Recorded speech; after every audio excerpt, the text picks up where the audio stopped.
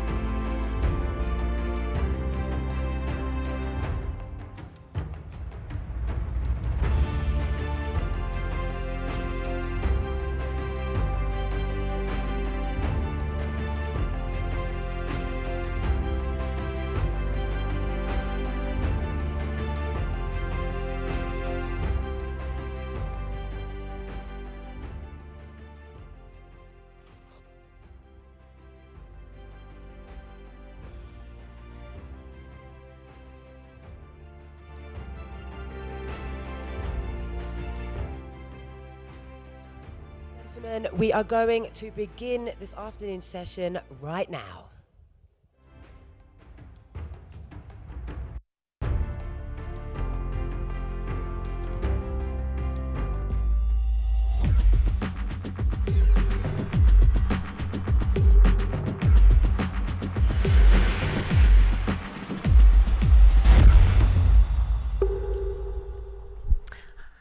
And we are back.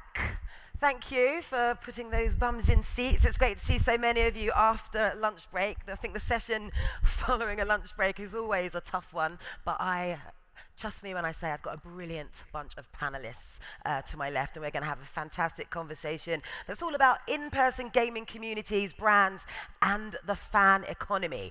So it gives me great pleasure to welcome, welcome to the stage, Jerry Gomez. We have Kinder Ibrahim, Yassine Jada, and Emmanuel Oyelakin. Hey guys, how are you? Good, thank Very you. well. All right. Now, gaming is more than just a pastime. It's a route towards socializing, creativity, and as we discussed during the first half of this event, it's even kind of paving the way for opportunities for a fantastic career, as well as creating these borderless global cities and gaming communities that meet in person are rapidly gaining pace with their own rich and diverse cultural norms, rituals, and cultural imprints, and that is what we are going to be discussing for the next 25 minutes or so. So Jerry, I'm going to come to you first. Now, you're the CEO of VOV. Now, for those who don't know, well, you probably should know, this is a gaming venue here in Saudi. Now, with over 30 million gamers, Saudi Arabia is a vital market for the gaming sector. But as we've discovered, its potential to play a leading role in the industry is only just starting to be realized. So Jerry, my question to you is, this panel is all about, gaming venues. What is VOV's role going to be here in KSA? Well, first, thank you, Lucia. And frankly, it's very exciting to be here. We are a purpose-led business brand that's focused on elevating esports and gaming in the kingdom and globally. We have three core main areas of focus. We have one that we focus on really driving the competitive spirit, which we focus that on what we call gameplay. Number two is really around Lucia's academy. We want to upskill not just our employees as a traditional organization, but as a purpose-led business and brand, we want to upskill the country. So we want to drive skill development. And number three is really around our pathway to pros.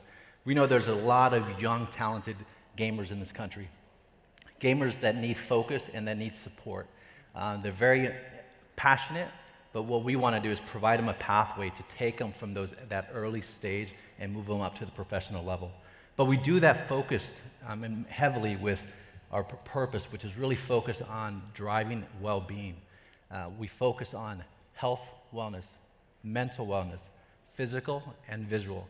We believe that we can change what the market views gaming venues, and really capture it in a very purpose-led way. So we're excited to be here, and my team I know is out there as well. So thank you. Yeah, and some fantastic points you just made, especially the element of upskilling. You know, in order for esports and for gaming to have that longevity, you really do need to nurture the talent and the individuals that are going into this industry moving forward in order for it to be the massive game changer that we've all been talking about throughout the duration of today's event.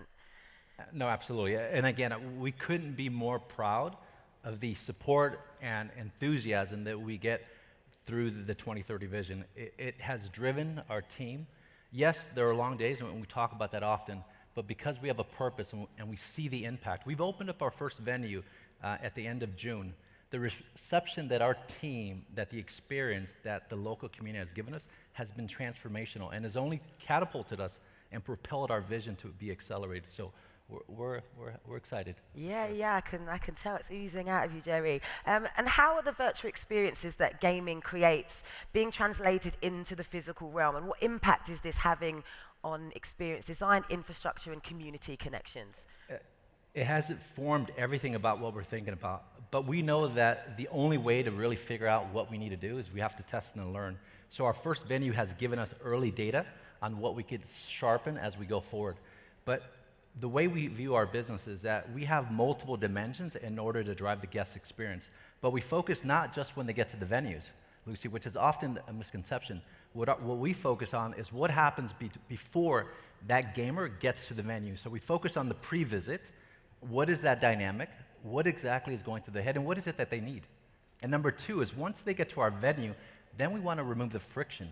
We want to ensure that whatever they're looking for, relating to whatever, we focus on that. And number three is what happens when they leave? How do they get better? How do we stay engaged? And so we look at the pre, the during, and the post visit, and that shapes our overall journey. So that informs us. And we're still testing and learning, so we're not sure exactly what that is, but we'll learn more in the next few months. So. Well, that's the path to success, isn't it? Trial and error, putting the feelers out, seeing what works, what doesn't. So thank you for sharing that. Kinder, I'm going to come to you now. Now, you are the Director of Global Partnerships and for Twitter in the Middle East and Africa. Fantastic company to work for. Now, Twitter is one of the key streaming platforms for gamers. You know, the social element of gaming is what's really driving this industry a lot. What are they observing around, or what is Twitter observing around consumer trends? How is Twitter feeding and supporting and feeding this gaming ecosystem? Well, first of all, thanks, Lucy, and thanks for the event organizers. It's great to be here, great to be back in Saudi Arabia. When we talk about Twitter, the trends that we see can be like bucketed into three. One is around the conversation. So really, Twitter is the home of conversation when it comes to gaming. And the second is around the second screen experience. While streaming might happen on other platforms, the recaps, the catch-up, you know, everything around the game happens on Twitter. And the third, and perhaps most importantly, is the gaming community. You know, Twitter is the home of gaming community where they come together. They are a very passionate, diverse, and engaged community. And we are doing a lot to basically help support that community in terms of helping them grow their audience, connect with their fans, build a following, but also, you know, monetize and also raise their voices. And I can talk more about the tools that we have that we've been experimenting with as well to help the gaming community thrive and survive. Yeah, well, that kind of segues quite nicely into my next question for you. You know, we were chatting off stage, you know, what else does social media bring, or how do they help bring the gaming community together? Because there are just so many different ways that is bolstering this kind of community. Absolutely. So the objective, as I said, is to raise their profile, help them build an audience, and help them monetize, to build a career out of this. So we are experimenting with a few. And we launched and experimenting with a few tools that helps the gamers and content creators in the gaming space. One is Twitter Spaces. Twitter Spaces is the live audio conversational platform, and we've seen it really, really pick up with the gaming community. We've also introduced tipping, which is a way for fans to actually monetarily incentivize the gamers that they're passionate about. So that kind of helps them helps them monetize their content, but also through connecting them to brands. We have a suite of products called Twitter Amplify, and that's also a focus of ours. So apart from focusing on the gamers, we also work with brands and platforms, and we want to connect these creators and gamers to brands through Twitter Amplify, which is basically through sharing short video that brands can associate with, and this can generate basically association opportunities for brands, but most importantly, monetization opportunities for the gamers and the community. Yeah, wow. So there are so many different levels of interaction, whether you're a gamer, whether you're a fan, you're a brand. There are just so many ways that Twitter is helping bolster this community. Fantastic to hear right from the source. Yassine, I'm coming over to you. So you are the Chief Gaming Officer, PSG Esports in France. It's one of the most popular esport teams in France, and it's owned by, this is, they're going to tell you how bad my French is now. Paris Saint-Germain. Is that right? Yes. Ish? Just being kind. So what is a traditional football team doing around developing its esports side? This is quite an interesting space. Indeed. First of all, thank you for the invitation. Always a pleasure to share about esports. So yeah, for PSG as a brand, it was very important to brand diversification, to get into this new audience. We've been lucky also to invest a lot in fashion and other thematics. So esports was natural for us to be able to engage with those fans that are all around the world, because at the end it's only one football team that cannot engage with all the fans. So having teams representing the club in Japan, in other countries, key markets for the clubs of course, was key. And we've been pioneer. We started in 2016. We have around 6 teams all around the world. So yeah, it's a pretty cool journey so far. Wow, and why, this is something that intrigues me, I'm sure a lot of you in the audience might. Why is there this drive at the minute? A lot of football teams, a lot of sports teams, not just football, basketball teams, they're kind of really taking up these esports teams. It's becoming massive. It's almost, in some senses, bigger than the traditional sports team itself. True. So I think one of the main reasons is the fact that sports fans in general are getting older and older. And you got like those new stars which are like professional players, streamers, influencers, YouTubers, and so on. So they really need to make sure that they can touch this new audience, tap into the millennials and the Gen Z, I would say. Yeah. So it's important for them, I would say, and ready to make sure that they can also go out of this sports traditional IP. So we started to see clubs investing into even the Web3 space. Or the fashion space also. So I think it's important to diversify, and having esports as a vehicle to touch more audience, which can be not only, let's say, in a stadium or in a venue, but all around the world, as competition can be streamed online, as everyone knows. Yeah, so you say it's fair to say that a lot of these sports teams have really got their finger on the pulse. They really know how to access different generations, different demographics, because not everyone wants to sit and watch a 90-minute football match or however long basketball games go on. You can tell I don't watch basketball, but you know what I mean? But you can interact with different generations, especially the younger generations, by giving them a different platform to still connect with that sport. I think it's fantastic. So thank you for sharing that. And Emmanuel, I'm coming over to you now. Now, you are the president of Africa Electronic Sports Association and a board member of the International Esports Federation in South Africa. Now, this is something I know firsthand. Esports is booming in Africa at the minute, isn't it? But tell me, what is the story? Why is it booming so much right now? First, I'd like to thank you for the invitation to be here. It's a privilege to share what is happening in Africa. For the longest time, Africa has been the least talked about region when it comes about esports.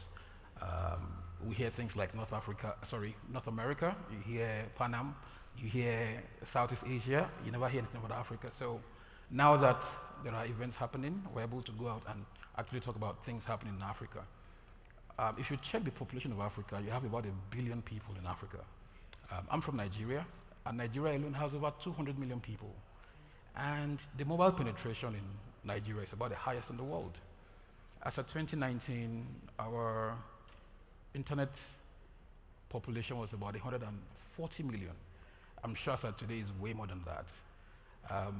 if you check other reports also, there's one from Newzoo, there's one from Statista that says that there are 46 million gamers in Nigeria alone.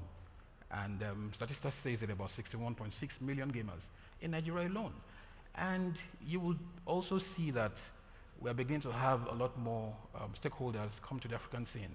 We have Google coming to Africa to lay their fiber.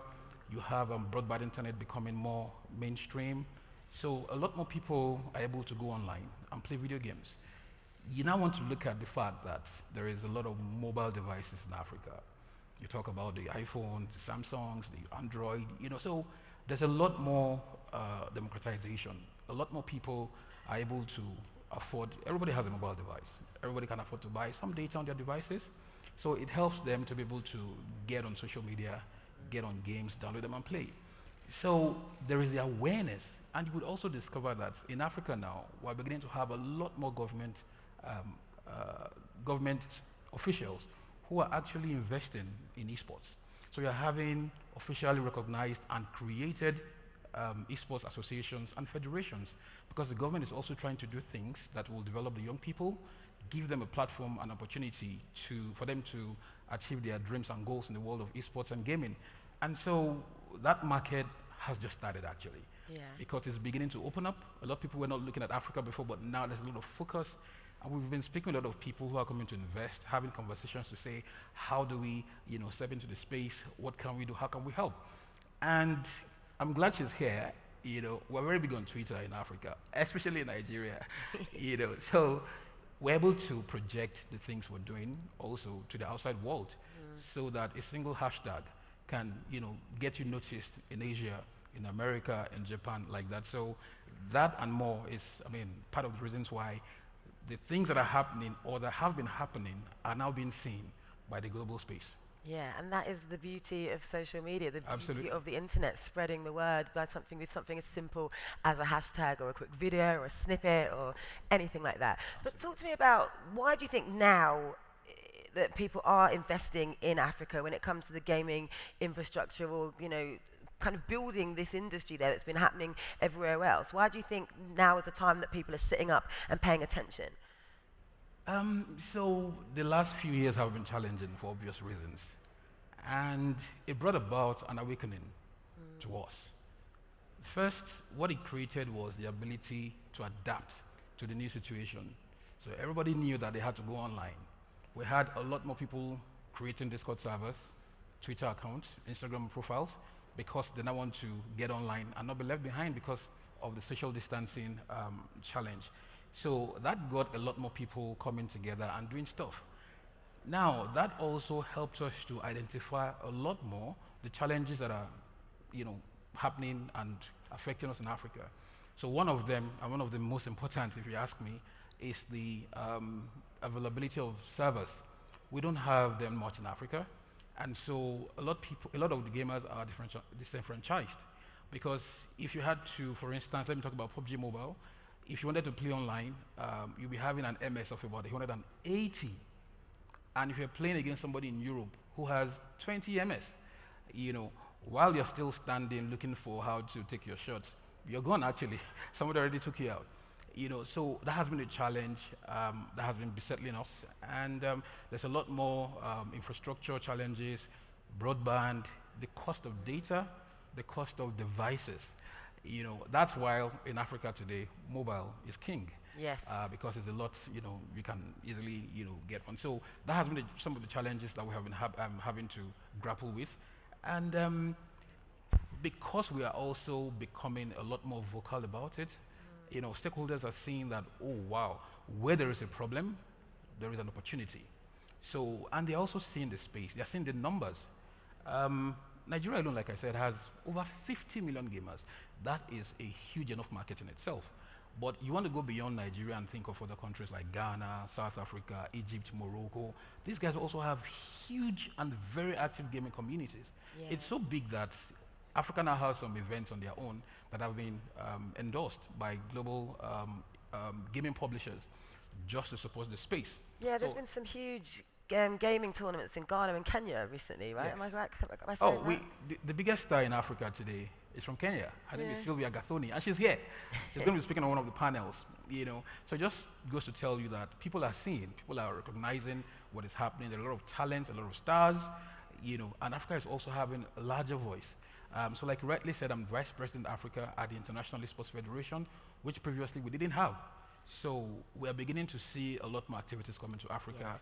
We have some brands that have actually come to establish their presence in Nigeria.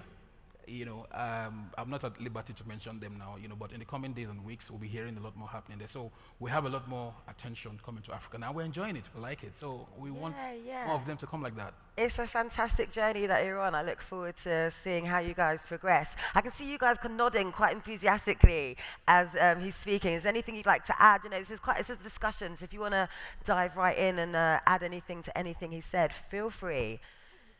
Just to follow up to what he mentioned around basically the power of the hashtag, when he was talking about conversation, just in 2022, there was 1.5 billion mentions or posts about gaming on Twitter. That's like a 38% increase year over year, and the year is not even done. So you can just imagine that, as I fully agree with him, a gamer or like a competition can go from one part of the world because of the power of and the virality of the platform, and also how powerful the community is, can really go viral and can really achieve these huge numbers. Yeah, absolutely. Jerry, I'm going to come back to you now. How are venues starting to cater to the changing needs of the industries? You know, you have stadiums filled with more people than the Super Bowl. People are sorry, I lost my question there. People are viewing content for hours on end. You know, it's really changing the game. How is the design being influenced by the needs of this new kind of fan experience, and for the athletes on stage as well? No, absolutely. Look, I think the fundamental learning for us, or the insight, is that people want to socialize. They need a second place away from their home. So creating that environment where people feel welcomed, they feel that they can learn, compete, and socialize has been fundamentally important for us to shape how the design comes to life. As we said, we've opened up a venue earlier in June, end of June.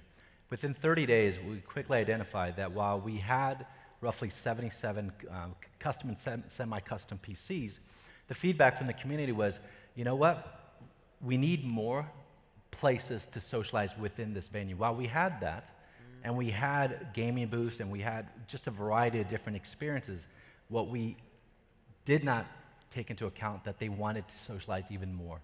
So as that immediate learning, and that's something very practical because it not only drives your capitalization strategy and so on and so forth, but it drives the way you communicate with that community, and then further it informs your actual technology stack and the software products you're developing. So it's fundamental, but frankly, the only way we get better and the way we get informed is simply by testing and learning and get the feedback from the community. Without that, I think we're rudderless and you're sort of blowing in the wind. Yeah, well, absolutely. I think that's a key to driving a lot of industries, a lot of experiences. You know, not everyone necessarily nails it from the offset. You know, you try, like we mentioned earlier, you trial and error a few things. Some things work, some things do. And you gather that data, and then you make the best experience you can make. Move it forward.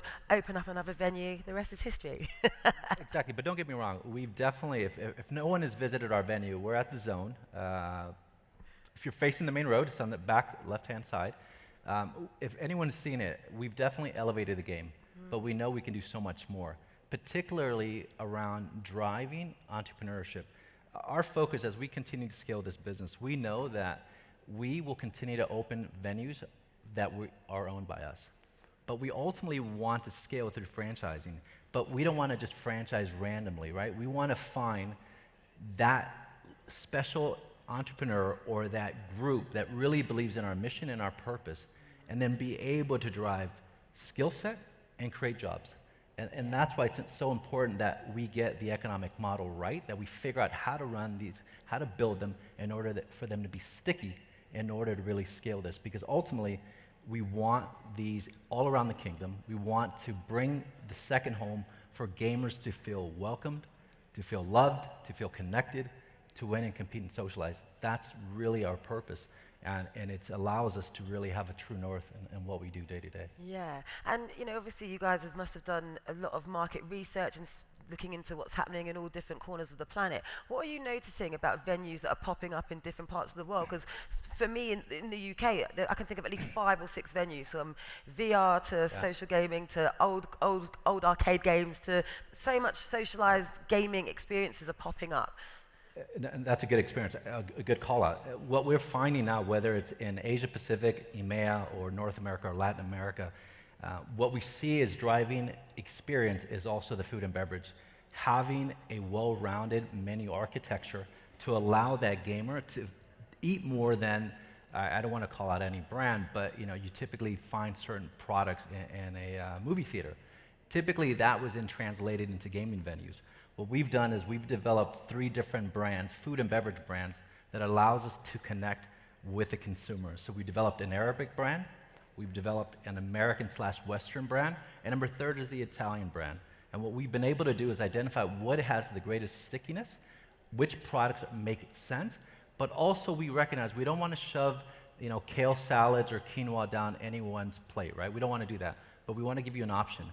And so we'll be announcing, I think there was an announcement today, and I know there's a panel tomorrow around this, but we will be partnering with the Ministry of Health to really start creating the right approach to health and wellness. Because without that, I think we lose our real purpose, and that's to create a better environment for the gamers. So yeah, we're excited. So I know if our partners from the Ministry of Health are here, for sure. we're excited. And it's not just VAV, but lots of other companies are really pushing this drive towards well-being, health. Whereas before, the 2 things were not quite synonymous with gaming at all. It was, the stigma attached to gaming was that it was an unhealthy pastime. No, that's definitely not the case. No, exactly. And I do want to mention our chairman is so focused. I mean, he is maniacally laser focused on ensuring that we develop like a proper community, that it's really, really healthy and they have the resources. Because oftentimes people don't know who to talk to. And we want to demystify that it's okay to need help, it's okay to be stressed out, and it's okay to simply reach out. And that's why we focus on mental health heavily in our plan forward. So. Oh, love that, Joey. Coming back to you, Kinder. Gaming, as we know, has always been a massive part of social media, but what are some of the, I know you've mentioned some, what are some of the biggest changes that you personally or Twitter is observing in this space? Well, as I said, it's like the volume of the conversation, how the community is forming, and something that we're purposely focused on is raising the voices of marginalized gamers. So that's something, like, I know you talked about this, but that's also a focus of ours. Like traditionally, you hear more about the gaming communities in North America, Southeast Asia. We're really focused on this region. We're only focused on Africa as well, because there's a lot we can do there. And just pulling all the ecosystem together. As I mentioned, we work with brands, we work with publishers, we work with content partners, and we work with the community, and how we can basically help each and all of them to basically bring the ecosystem together is what we focused on. Yeah, absolutely. It's about pulling all the different cogs together into this one well-oiled machine. I've got to ask you, Yassine, I didn't touch on this when we were talking about football and esports teams. Is it as competitive as the real thing? For sure, it's too competitive, I would say. But as I said, being part of a football club has also some advantage where we can, use some of the let's say, help that we can get outside of the pitch, or let's say the computer or controller whatsoever, where we have access to nutritional coaches, mental coaches.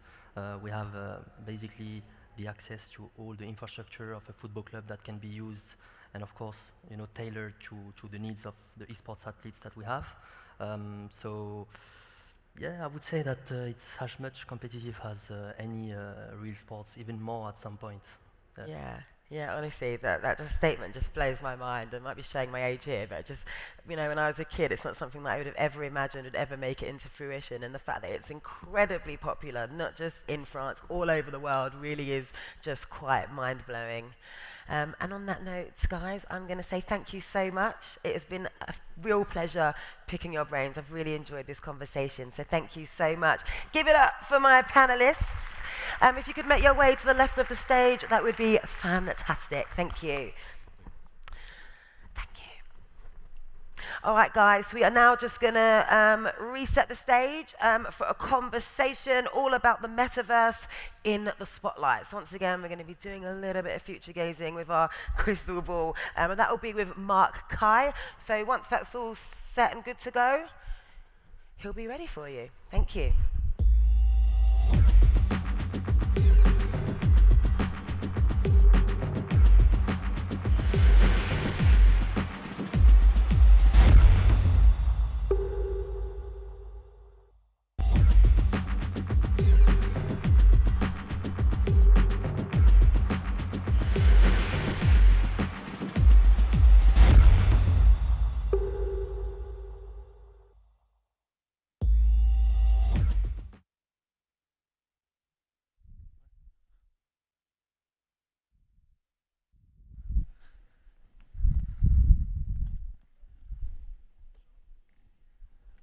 Welcome.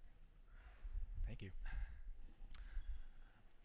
Welcome, everybody. Thank you so much for joining us for the Metaverse Beyond in the Spotlight session. I want to highlight our speakers before we get started. So we have Klaus Gajewski, founder and CEO of Yalla Esports.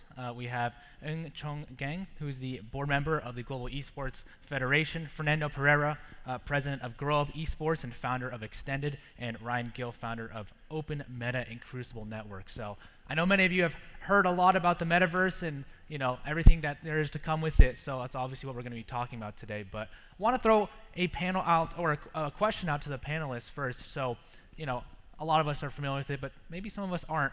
What is how do you view the metaverse, right, as it relates to esports and gaming and your organization specifically? So the way that we come from it is just a very simple definition where the metaverse is the internet built by game developers. And so, web developers have built the first two acts of the internet, and as we sort of enter the third act, I think we're going to pass it off to game developers. Awesome. Yeah, I think we gamers, we are in the metaverse all the time. I mean, like, I entered the metaverse the first time probably 20 years ago, and it was called World of Warcraft, I entered and the rest of the world just disappeared. I was in. So metaverse per se, it's nothing new, like it's been part of esports, gaming, like for at least 20 years. I agree with that, and I think but I would actually like to push the definition even further. I feel that the metaverse, in its full capacity and the full realization, is when the metaverse itself actually becomes something which is much closer to reality. Think of things like the Matrix, when you are actually feeling you are really inside these alternate realities. And perhaps another way to put it is actually it's many different or many small universes which are interconnected with each other. Yeah, I agree with all here my friend said, and especially with Klaus, that the metaverse has kind of been around for a very long time. But I think that it's also about expanding what can be done inside the platform, because traditionally games like World of Warcraft and so on has been serving to get community gatherings, for people to use the game for more than the gaming purpose itself. And I think that more platforms that are being created now give more possibilities, like remote work, like education, like interactive content from real life, something that people have wanted to see for a very long time, like in-world advertising for real life things and not just gaming things. People are going to Fortnite and they're watching music concerts, but Fortnite was not built as a music concerts platform. So I think that what the metaverse brings is this expanded functionality from real life things into the gaming space, but it is indeed built similar to a game. Yeah, so I think everyone here has a pretty, well experience with the metaverse and works with it in different manners. So I guess then, in your specific roles, how is that kind of perception throughout your organization, or is it positive, is it negative? Where I guess do people kind of see it going as far as like the perception goes?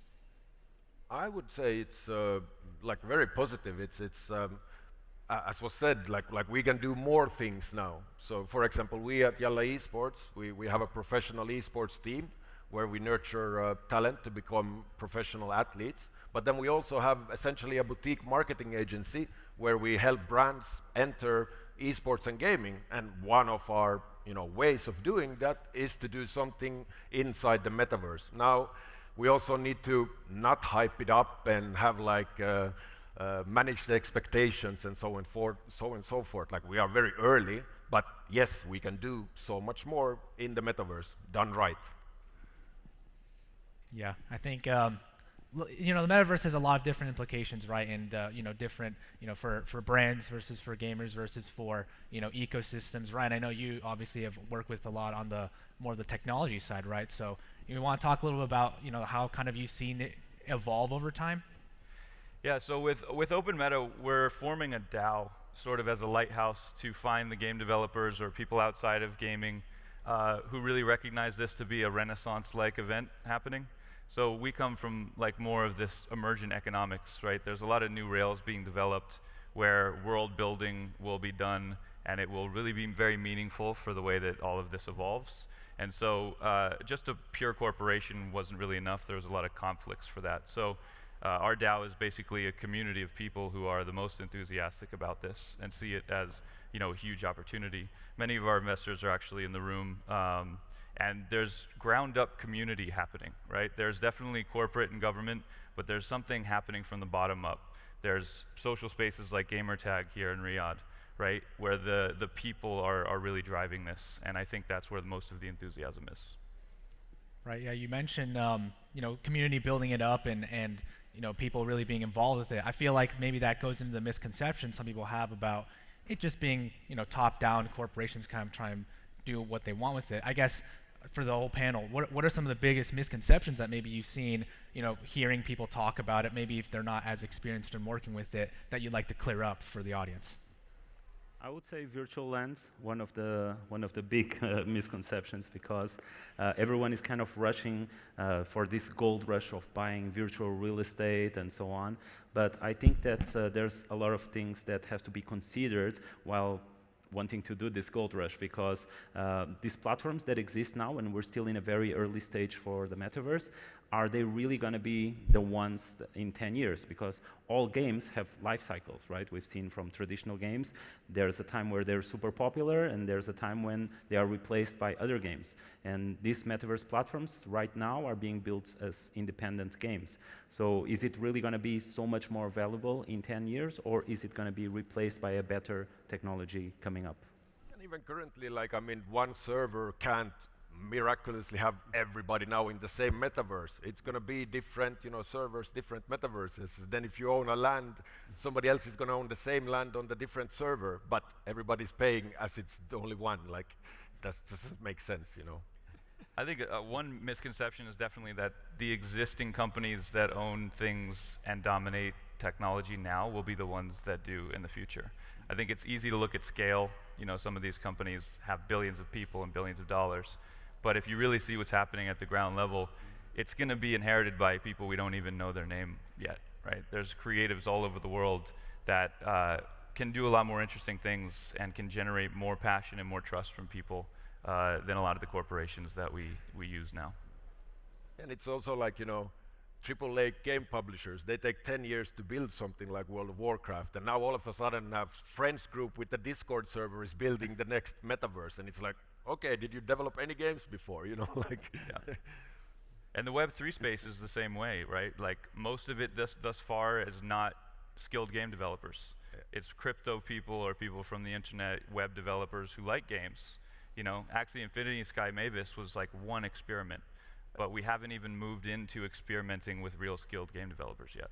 Yeah, absolutely. Play to earn is a whole separate, conversation, and that could be a panel on its own, right? But I think we're kind of getting to the point here, right? The question around what is the true value, right? I think people always talk about like, oh, this is, it's really cool. And I think a lot of people have spoken about, hey, this is like a really nice maybe party trick, but repeated value after that for the gamers, for the brands, for the ecosystems. Where do you kind of see that true value lying in the future?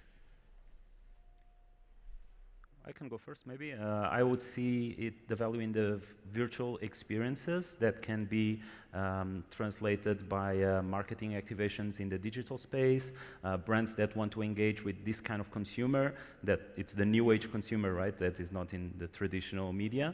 I think games are the first step, but for sure, this kind of digital experiences like traveling to a place, visiting a place online, engaging with a brand first online, maybe acquiring their virtual items, which can be, a replication of clothes, shoes, and so on, and then falling in love with that and wanting to get them in real life. I think these kind of virtual experiences are very good to pass to the consumer. I think also, like we mentioned multiple times, community here, and personally, I think these days, we shouldn't be anymore talking about MVPs, minimum viable products. We should be talking about minimum viable communities when you build any business. And a metaverse could be a great place, done right, for any company to kind of keep that community that you have built. So, but that's not like the whole business, but it's just, one part of building a community is in the metaverse, or keep them there. I think also the other value of it, some of it we won't exactly know now, because as time goes by and technology improves and as the metaverse experience becomes more and more realistic, I think that we will not just be creating simulations of real life. Because simulations of real life, you should just do the thing in real life. But what I think we will start to see is more fantastical things. Like, imagine, for example, creating a Star Wars, the Star Wars universe into its own world, and for people to live in it. But it won't just be just as big IPs as my colleagues here have been saying a few times, but it would actually be the different communities creating their different pieces or different lands in the metaverse. And those things will have their own value of their sorts. Because if you think about it this way, at the moment, the number one type of content which a lot of people are consuming are things which are consumer-generated or people-generated things, such as on TikTok, on Instagram, on YouTube, etc. These are all consumer-generated. I think that as we move into this metaverse universe, the time when the metaverse becomes more and more prominent, it will become more and more constructed by consumers as well. Yeah, I could not agree more. Yeah, I think we have to move away from just a fixed paradigm of consuming, right? We're used to screens where we just consume. We're moving into now an era of world building, where people can actually take these things that they dream up and build full worlds out of them. And I think that it needs different heuristics on how that's built and what infrastructure we're using, and who it's built for and who's allowed to be a part of it, right? One of the words that is always mentioned alongside the metaverse is interoperability, and I think we can't really achieve this big vision or this dream if we don't go back to the rails on how people, create and own what this is going to become. Otherwise, it's just going to be a lot of different silos, which maybe have some bridges between them, but it's not really the true definition.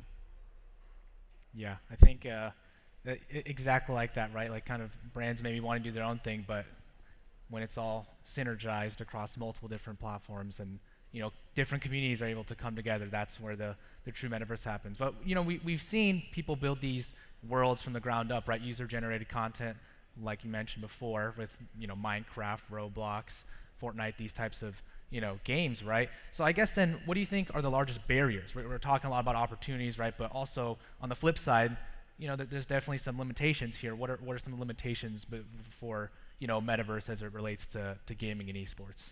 So I think there are two big issues with this. The first is the cost of creating content, or the way to create content. That's one big chunk on its own. And the second is actually the experience, the feedback which you get from it. Because at the moment, in terms of experiencing these metaverses, it is mostly still a screen in front of you, which you see. Then if you want to go a bit more immersive, it will be a VR screen. But other than that, the actual motions, like, for example, like your actions in real life translating into the thing, and actual experiences do not exist yet. But I think that, so these two areas are critical things. How do you make it cheaper to produce, and how do you make the experience more immersive? Yeah, there's a lot, I think, around, we've seen Oculus and VR and things like that, but lots of different brands and companies are integrating in very different ways in the metaverse, right? So you don't always have to make the hardware, you don't always have to make the entire world, right? You can make those tools and platforms available for people to actually make it themselves, right? So I think there's a lot of different ways to be involved there. So I guess then, maybe to kind of bring it all together, I guess then what are the newest opportunities that you see for both yourselves and your businesses, but overall the community as a whole in gaming esports, right, from your perspective, and then a more holistic perspective? So I'll speak to something that we've developed that we're launching in a couple days. It's called Emergence. It's a protocol for game engines. So we've essentially built the bridge between the wallets online and the game engines of Unity and Unreal. And we've done it as a protocol openly so that developers can all just build on this. And the goal here is, like Ethereum has, sort of developer market share for blockchains, we want to sort of look at game developers and empower them to build on this technology. So we've developed that both on Unity and Unreal, the two main engines, that most gamers use. I think there's about 10 million developers across those. And then for the rest of this year, we're just going to do a giant global hackathon where people can experiment things. Like I said, Axie Infinity was just one experiment, and it sort of changed the industry with a new model. And what does it look like when really skilled game developers can also do those experiments? Yeah, I think we also need to build, I call it, let's say, Web 2.5, where you build something that is familiar. The entry point is, you put your username, email, password, whatever, but everything on the back end is like, on the blockchain or like built for the future. Because now it's a bit of a barrier of entry, to like, it can either be that you can't afford the VRs and Oculus or whatever, or you need the space. Obviously, we have some solutions coming here, but yeah, like, let's try to figure out what are the barriers of entry and try to smooth them out. So I think there are two parts. There are two parts to it. The first is for the global. I think you need to convene the different parties, because the different metaverses need some basis of communication, a basis of trading between them. If not, it would not be really this big interconnected universe. So you need to convene the parties, you need to work with the different parties together. So that's one big part.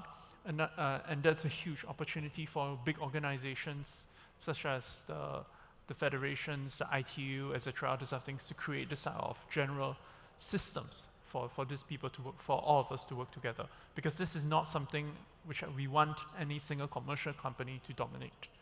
Beyond that, what Klaus was saying about the middle steps, I think it is really taking a good hard look at what are the current technologies which are already available and how to improve on them to be able to create that more immersive experience so that people are able to have it. And perhaps to a certain extent, this would actually be more B2B or location-based things at the start, if you want a more immersive experience.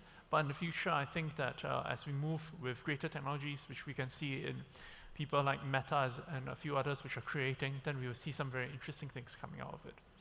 To expound a little on that point, we're one of the only sort of native Web3 principal members of something called the Metaverse Standards Forum, which was started by the Kronos Group and has a deep relationship with NVIDIA. But it's that era, right? It's the era of these standards groups and these associations coming together. The problem is these are all separate tables, and there's a big effort that I'm taking with OpenMeta as a DAO to sort of bring these tables together. And I'd love to invite people here in Saudi as well to look at these organizations, because we really need every voice at the table, because it's a global thing that we're all making a decision on. Yeah, definitely the thing here, I think it was talked many times, is interoperability, right? And right now what's happening is that all these platforms are building as sandboxes. They're isolated, there's no connection between them, there's no protocol for whatever virtual items you acquire in one to be able to transfer to the next one. So I think that this has to be sorted through some protocol that everyone has to agree that they want to participate in this kind of protocols to facilitate this exchange. But I also think it's about the user adoption and the content. The metaverse is kind of still a concept that is very early. Yes, it's been around for a long time. Yes, we've had Second Life, we've had other types of platforms trying to be the so-called future of the internet. But even now, we're still very early because the costs need to come down, right? As Chong was saying, to be able to participate in this right now, you need either very high-end computer, or you need VR goggles, or you need expensive motion capture hardware. So it's very hard for users to adopt something like that because they need to spend a lot of money to get all these necessary tools. So the costs need to come down, and eventually, when it's accessible, the consumer shift in terms of behavior will happen more likely. Either way, the content in the world, I do believe that there's a lot of content right now that is user-generated, and platforms like Roblox and Sandbox, they incentivize user-generated content. But I do see a problem as well, which is user-generated content not always is the best content. That's why we were talking about these developers of AAA titles in the gaming space. They are not yet launching something amazing. So I think that for consumers to want to experience the metaverse, it has to be a pleasant and a good experience. If it's not, if they enter there and what they see, you know, it's like what Mark Zuckerberg was presenting with Paris and Spain. I think people get demotivated and think that this is not going anywhere. So I believe in creating very good experiences for people to be convinced that this is something that has a real utility to adopt it. And I'm extremely interested to see how the long tail of user-generated content is affected when it becomes user-owned content. True. If somebody cares more about what they're building because they have a stake or ownership in it, does that long tail of quality change at all? Mm-hmm. Yeah, I think lots of questions to pond over, and ultimately, right, it comes down to community and making it accessible for community, because that's where you get that feedback, right, and continue to grow. So I think that's going to wrap it up for us, actually, and Ryan actually has a panel more about it tomorrow, so if you want to check out a breakout session from Ryan, you can do so as well. I'm going to throw it to the breakout sessions, activations, and networking. That's going to be happening right after this. So we have the gaming and esports trends at the Modulus. We have social development, bank pitching, and funding forum at the Sandbox. We have esports entrepreneurs workshop at the Basecamp, and we have women in gaming at the Assembly. So feel free to enjoy those breakout sessions, and thank you for listening to us about the metaverse. Have a great one. Thank you. Thank you.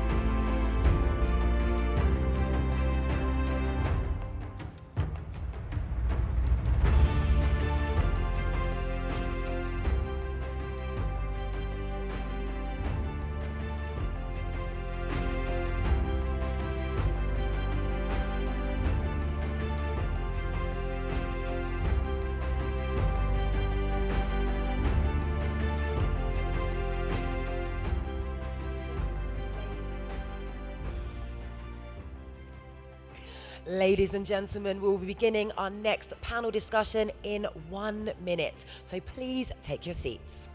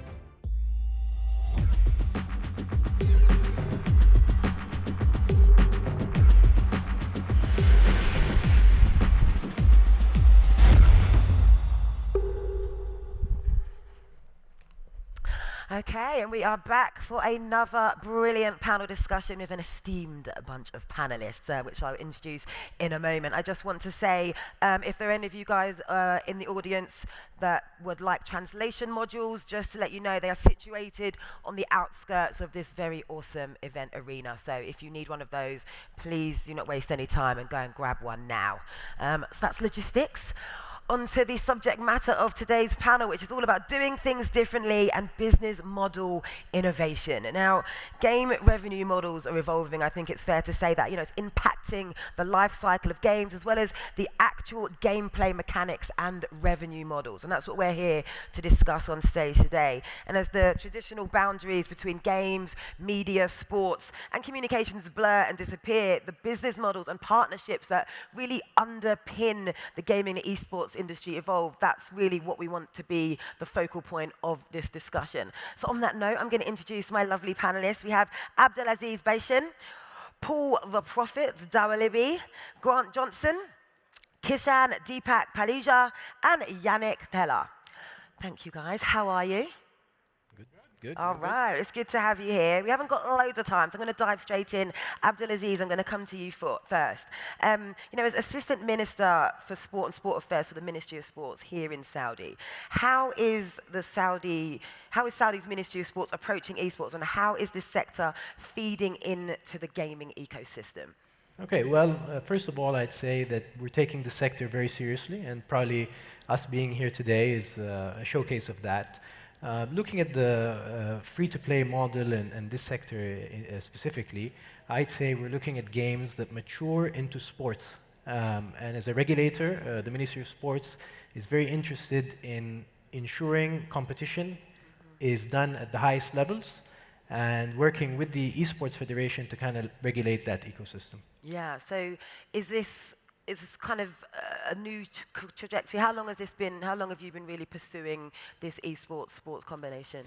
I think we picked up on it, maybe 4 or 5 years ago, and the fruits of that labor is what we see here today, and it's going to be ongoing. We're not going to stop here, and we're going to keep going forward. Yeah, well, talking about the fruits of your labor, we've just seen the end of Gamers 8, which is, on epic proportions when it comes to gaming events. Why, I know we've been speaking a lot about this over the course of today, but it'd be great to hear from you. Why was this just such an important an event of such magnitude for this region? It's safe to say that the youth here are engaging in esports and gaming in general. So we're not going to shy away from embracing that culture.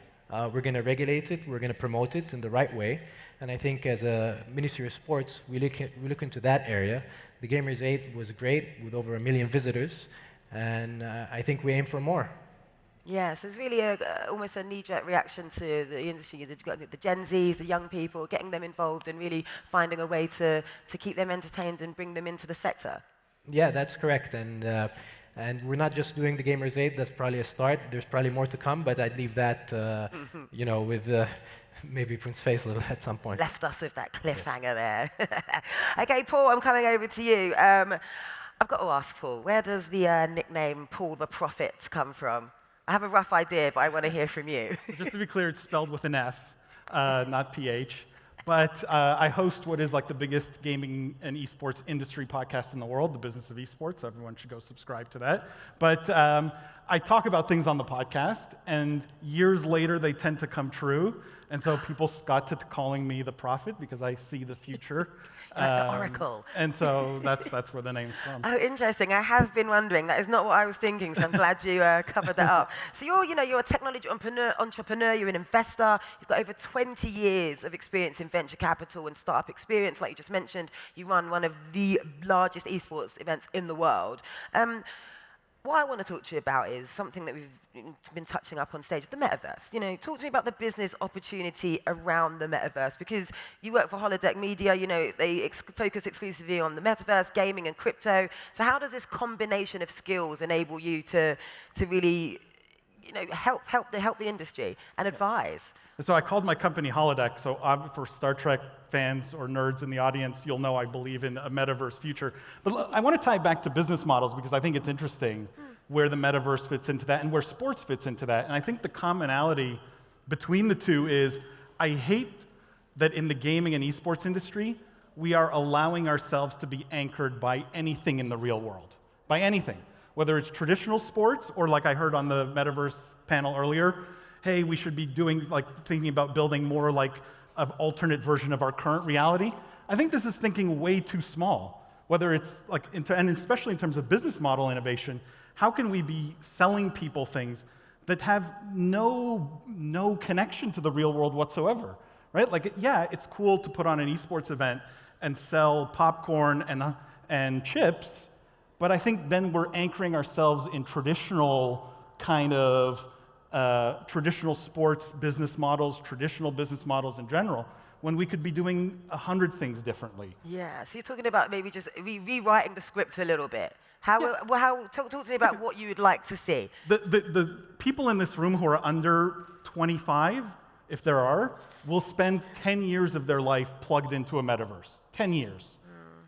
I don't want that metaverse to be just another version of the world I live in, right?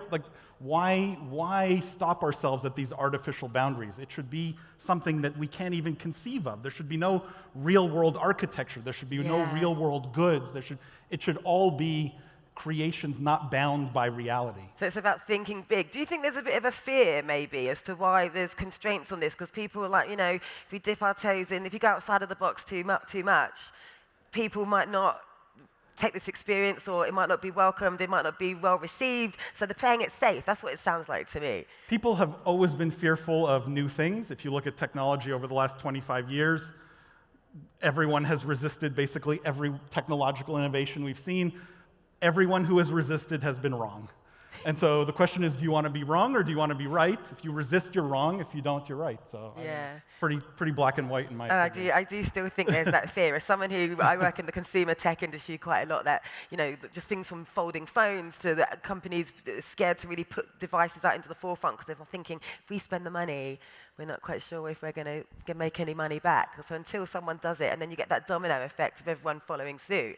So which is something Grant and I were talking about. Which brings me on to you, Grant. How are you? I'm well, thank you. All right, so you're the chairman and CEO of the Esports Entertainment Group in Canada. Now, we've been talking a lot about macro and micro investment, but what can the rest of the world learn from Saudi's approach to esports?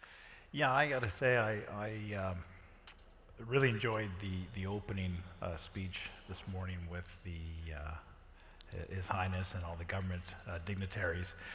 It was really refreshing to see that the government's taking a hands-on approach and helping the industry, because I can assure you that is not the case in the North American market. We're a U.S. company. I happen to live in Canada, but we're based in the States with offices all through Europe, and I've never seen anything like that.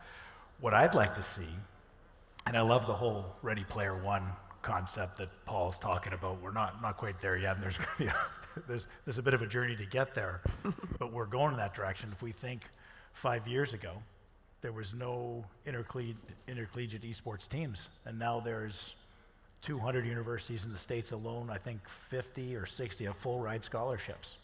That's how fast change is taking place in this industry. As everybody's heard in earlier, Gen Zers prefer gaming to traditional sports. That's happening. So it's just coming through. We're just starting to see we're in the early stages of change. One thing that I believe, and I'm an economist by education, which is kind of dull, but gaming's not. And we have to see a better sharing of the revenues. Right now, it's 95% of the publishers. The rest of us are all fighting for less than $2 billion is a lot of money. Don't get me wrong, it's a lot of money, but when you spread it around thousands of companies, it's not that much. When you have 6, well, the biggest 3 publishers, I think, Paul, is 170 billion. We need to get a bit better at spreading that around to the rest of us in here. And then on the micro side, the gaming centers and the LAN centers, we as a software producing company, our job is to come up with programs and platforms that allow the entrepreneurs to have multiple ways to make their revenue. We heard this morning Food and Bev, or actually Jerry, Games, and with a name like Games, you knew he was going to go into the gaming business at birth. And Food and Bev's part of it. Do you want the pay-per-view? They're playing to use these stations. Do you want it free play with embedded advertising? Paul mentioned crypto mining. Our job is to make the products that allow the operators the flexibility to choose their revenue streams. So we're not quite ready for Player One yet ourselves. However, our new arcade product is getting there. It does work well with the Web3, and that's really. I'll make a shameless push at that later on. I'll pass. So it's interesting that you say, this kind of this financial disparity. Like, what do you identify as, the main hurdles to this happening? Because it seems like a no-brainer. Share the love, everyone eats at the table, why not? Obviously, greed plays a massive part in that, but what do you identify as, being the biggest? I suspect it depends on which side of that equation you're on. If you're on the side that already has all the wealth and the money, you're less motivated to share the love. When you're on the other side, you're, hey, come on, share the love. I just want to say, can I say I hate that though? That we blame the publishers? Well, not blaming. It's just the way it is right now. It's changing. No, but my view is it shouldn't change. Let them keep 90%. If we can't figure out as an esports industry how to make money, then it's us that's failing, right? Again, we're talking about business model innovation. What should we be doing to monetize esports other than asking the publishers for a bigger cut? I think that's part of the challenge. No, I disagree, and I'm not going to give specifics, but there was an event that happened. The publisher saw there was extra revenues. The publisher came in, changed the terms after the fact, and I've seen them. I've been in the rooms, I've been in the conversations where they've proactively stopped revenue flowing to other people after the model is figured out. That's so I don't want to discourage the publishers from investing billions or hundreds of millions in quality games and better graphics and more. But what I'd like to see is when somebody else does figure out that model, as you say, we should be figuring those models out, that they don't proactively come and take that model back. I've seen it. We can talk privately about it. I just don't want to draw the attention of a publisher. Yeah, you can scrap it out off stage, guys. Kishan, go on, you were about to say something. I think my company is kind of a good example of what you could do in a world where publishers obviously make most of the revenue. And I kind of agree that they should be, because they're the creators. It's the creator who always benefits the most. But then how do you benefit being on the side, looking at the sidelines? So what we do essentially is we have retail stores, and we also have the largest distribution network here in the Middle East. I have 35 stores across 6 countries, and we've also opened our first store in Riyadh, in Riyadh Park, and we're going to open many more over the next few years. So what we essentially realized sometime 10 years ago that earlier in the past, the games used to be physical, right? And you could just go to a store, buy them, and play them. And then we realized it's all going to be digital. So where do we fit in? And believe me, 10 years ago, every second conversation with a person I would sit with would be, are you going to survive? What are you going to do? Like, what are you going to do with, are you going to be relevant? And that's when we made the change, right? So what we did was we totally changed the store mix where we were relying 50-60% on physical game sales. Now physical game sales are less than 5% of our business. Yeah. So that's because we sell a variety of things. We sell gaming merchandise, which, you know, again, thanks to the publishers, it is why consumers want it. We're selling equipment that helps them make their gaming experience better. And now with competitive gaming and esports, they want better equipment. They want the best mouse. They want the best keyboard. And we provide all that solutions. We also help publishers market their games. So we also run an agency whereby they can market their games not just to the physical consumer, but also to a digital consumer. And we have the physical touch point where, you know, here in our region, we have these big malls where we have millions of customers coming on a daily basis. And the publishers surely want to reach those millions of consumers, right? And we provide that touch points. But I think there's many other revenue models that exist apart from just making a game, right? Firstly, there's in-game advertising, there is merchandise, there's licensing. We've seen metaverses sell land, sell real estate. I mean, look at how the business has evolved, right? I mean, 20 years ago, you would buy a game, you would make a game, you would sell it, you would make your money, and that's it. Yeah. But now, you keep developing that game. That games keep getting better. More consumers, more fans. Yeah. We're getting more quality content, right? So I think the fact that these publishers make so much money is actually bringing that content. It's bringing that creativity. It's creating a load of different opportunities and revenue streams. Yeah, and I run an esports team as well. So we have 75 players across the region, a lot of them from Saudi Arabia as well, but we have players across the region. And I'm with you on that. It's difficult to make money, right? Because there's so much you do, and there's so much you have in your hands, but then we need to find ways on how we can profit from esports. And I think one way, what we see is that esports is a marketing tool for our stores, because the more people know us, the more they visit our stores, where you can get these nice equipment. And our players act like influencers who actually bring all the kids and all the gamers in to get this competitive equipment. Yeah, and as the industry grows and becomes more prolific, we're going to see more people driving to get this hardware. In the UK, I can only talk where I'm from, where I live, in the UK, just seeing a lot of dedicated gaming stores, which is something I did not used to see, like even 5 years ago. You know, dedicated gaming spaces, dedicated peripherals, everything is all there, one-stop shop for everything you need, and I think that's amazing. It's kind of grown the industry, right? So, I mean, think about it. My children are like 6, 8, and 10. They're already on their iPads. They started gaming there. And then these mobile gamers eventually become console and PC gamers.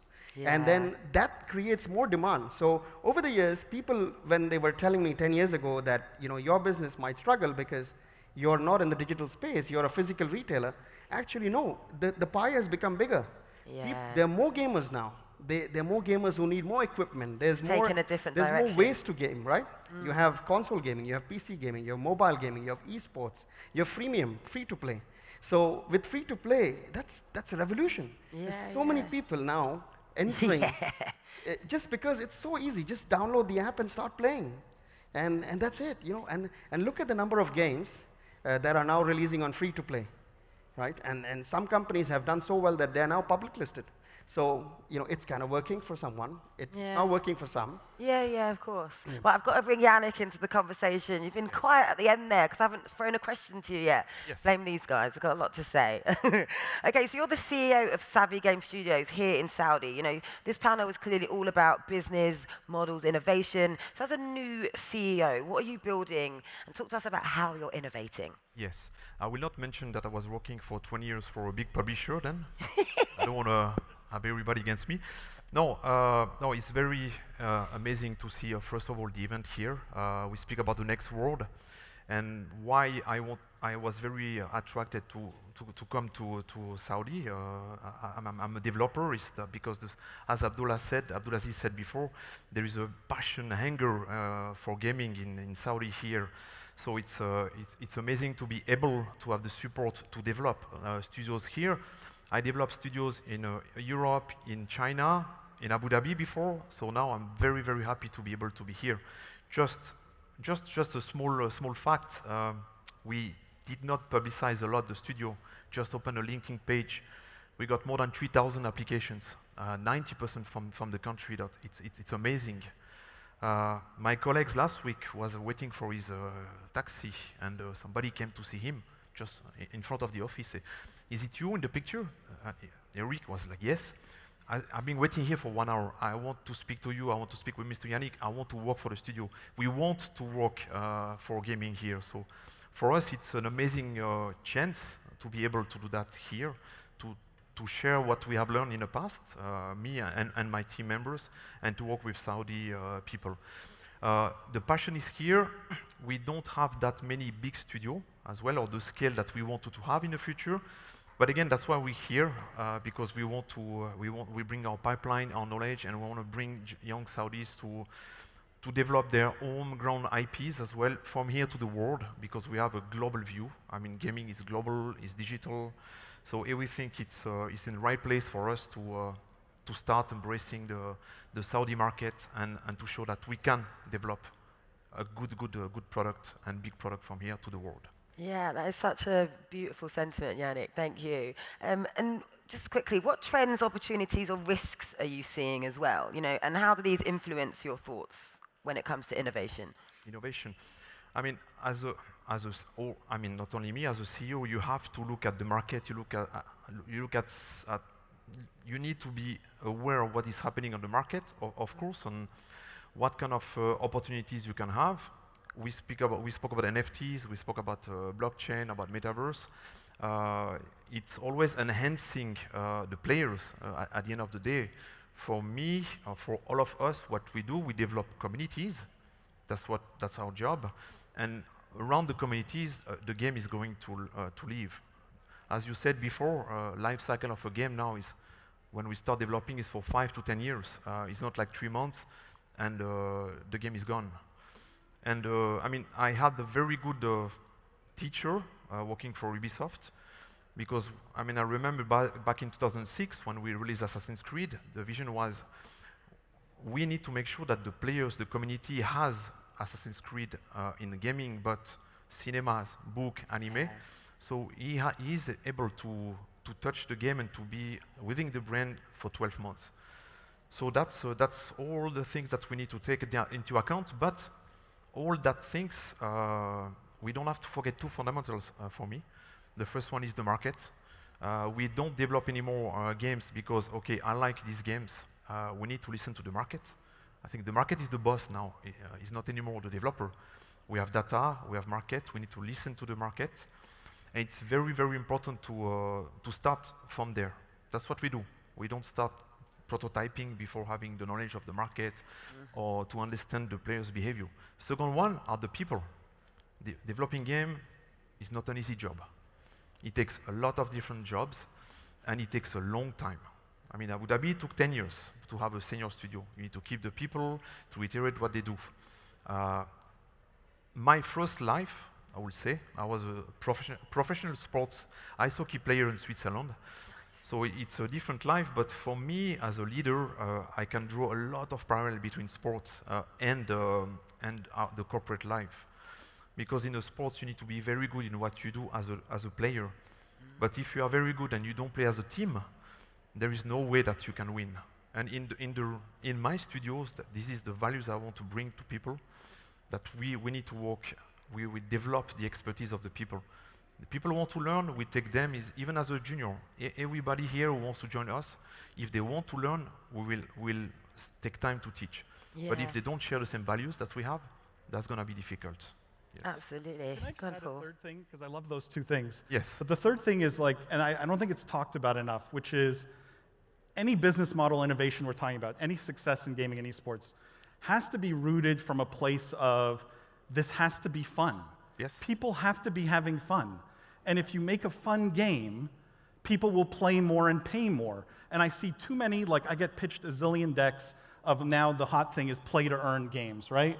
And NFTs in games. And Ubisoft is sort of somewhat notorious recently for pushing NFTs in games that gamers didn't want. Yes.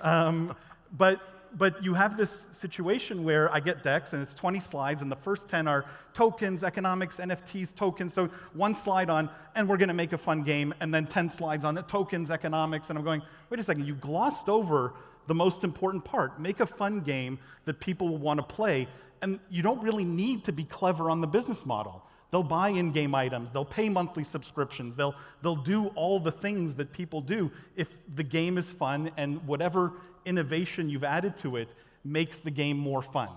If the idea is to extract another dollar from the player, I think this is the wrong mentality. No, that's I right. agree. It's a good point. It's the content. At the end of the day, we need to build content for the player, and if they like the content and we feed with content, that's where they are going to stay. Yeah. And after, I mean, all these NFTs, I think it can be good, but it's a means for the player to enhance what he has done, for example. Yep. But at the core is the game. Yep. We need to develop product. Yes, But just at some point along the way, I think some people have lost sight of that, and it's all about profit, profit, money, money. How can we do this? How can we jump on this new thing, this new fad, even though people don't quite want it, because people just want a fun game at the end of the day, like you say, Paul. EA's notorious for this. I mean, right? Like the loot boxes, and they had to play like 8,000 hours to unlock Darth Vader in a Star Wars game, right? Like things that just absolutely, if you sit in a room with accountants, you go, oh yeah, this makes sense. Yeah, but on paper. If you don't talk to the gamers, you don't play the games, you lose sight of what's actually important. Yeah, that's a really good point. I just want to fire my last question to you, Abdulaziz. So based on all this, on a regulatory side, what markets or forms of gameplay, be it competitive, free-to-play, are proving more popular than others? What are the routes that you're seeing worth pursuing? If we look at the free-to-play model in games, specifically stuff like League of Legends, Overwatch, Dota 2, Counter-Strike, they seem to have withstood the test of time. They're there for a very long time, and developers have been able to make a lot of money out of them over a very long period. But around that is competition. So when we look at esports, these games are all highly competitive, based on teams mostly, and organizations kind of evolve around them. And I think those are the types of games that kind of end up being here to stay for a very, very long period.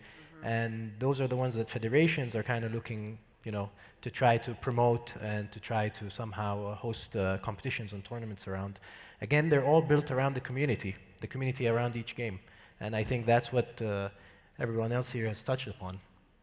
I'd like to jump in on one thing, because most of what we're talking about here, again, is back to the game, back to the publisher. Here's an idea, and this is a revenue model that will work, and it's working out, finding a way to make money, not as a publisher. Because we're seeing the growth in the intercollegiate space, and because we know the younger audience prefers gaming to traditional sports, what we're seeing in the universities is they're looking at their gaming facilities now the way they used to look at their athletic centers in the 90s. I mean, you had this facility, students would be more likely to choose UCLA over Brown or Broward because of the extra facility. We're seeing that in gaming. And it's not just to have the terminals there, of course, but it's also being able to go in there, do their social media, do their casting, a lounge to hang out in. And the universities are using that as a tool to attract students to the schools. And there's a model to tie it into the tuition, which I'd be happy to explain to anybody in here if they want to talk about that model. I totally think it'd be a shameless push at some point. There's a timeless question. Which is, can esports stand on its own? Esports as in competitive play on a stage, and be an industry that is net revenue positive on a global scale, or is esports purely a marketing tool, a marketing expense to drive other things? Purchases in stores, purchases in games, right? Is it its own thing, or is it a marketing tool? But I think, those big games have shown that they do stand on their own. I mean, when you look at... Other than Riot, right, who makes money... Valve does make money out of it as well. Yeah. So we're just falling into subjective territory. Okay. Right, I'm getting in my ear that I've got to cut this up, guys. I'm really sorry. You could, of course, carry on the debate off stage. I've been glad to referee. On that note, give my wonderful panelists a big round of applause. I think they deserve it. Thank you, guys. Thank you. Right, if you want to make your way off the stage to my left, that'd be fantastic. Okay, you probably know the drill by now. We're going to reset the stage for our next panel discussion. Some music will play, I'll exit stage left, and then someone will be coming back to talk all about deconstructing ownership in gaming and esports. Thank you.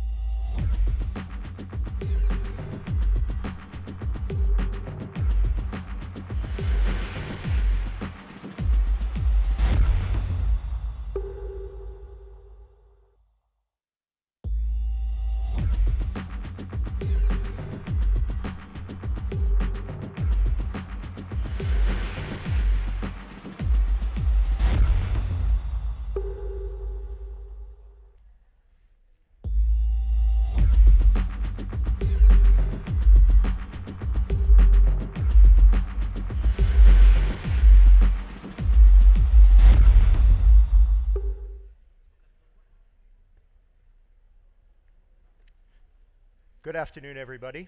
Thank you for coming. And first of all, I want to say thank you for having me. It's a pleasure and an honor to be here. It's my first time in Saudi Arabia, and I very much look to coming back. So thank you to the Saudi Esport Federation. Our panel today is Tulki Al-Fawzan, Paul Foster, Danny Tang, and Lars Wingfors. And we have really the full spectrum of the video game and esports industry in front of us. Everybody from a publisher, an international federation, a national federation, and an activation company. And they will comment today about the issues and the challenges facing the industry. So Tulki, I will start with you. Saudi Arabia has taken a leadership position in the video game and esports world. In the US, esports is promoted under the banner of STEM, which stands for science, technology, engineering, and math, and it is promoted as such, and I watch it with my own kids, how they're developing and integrating games into their education. Is there a similar approach here as well? Well, first of all, thank you for coming and thank you for having me. Thank you for everybody to be here today.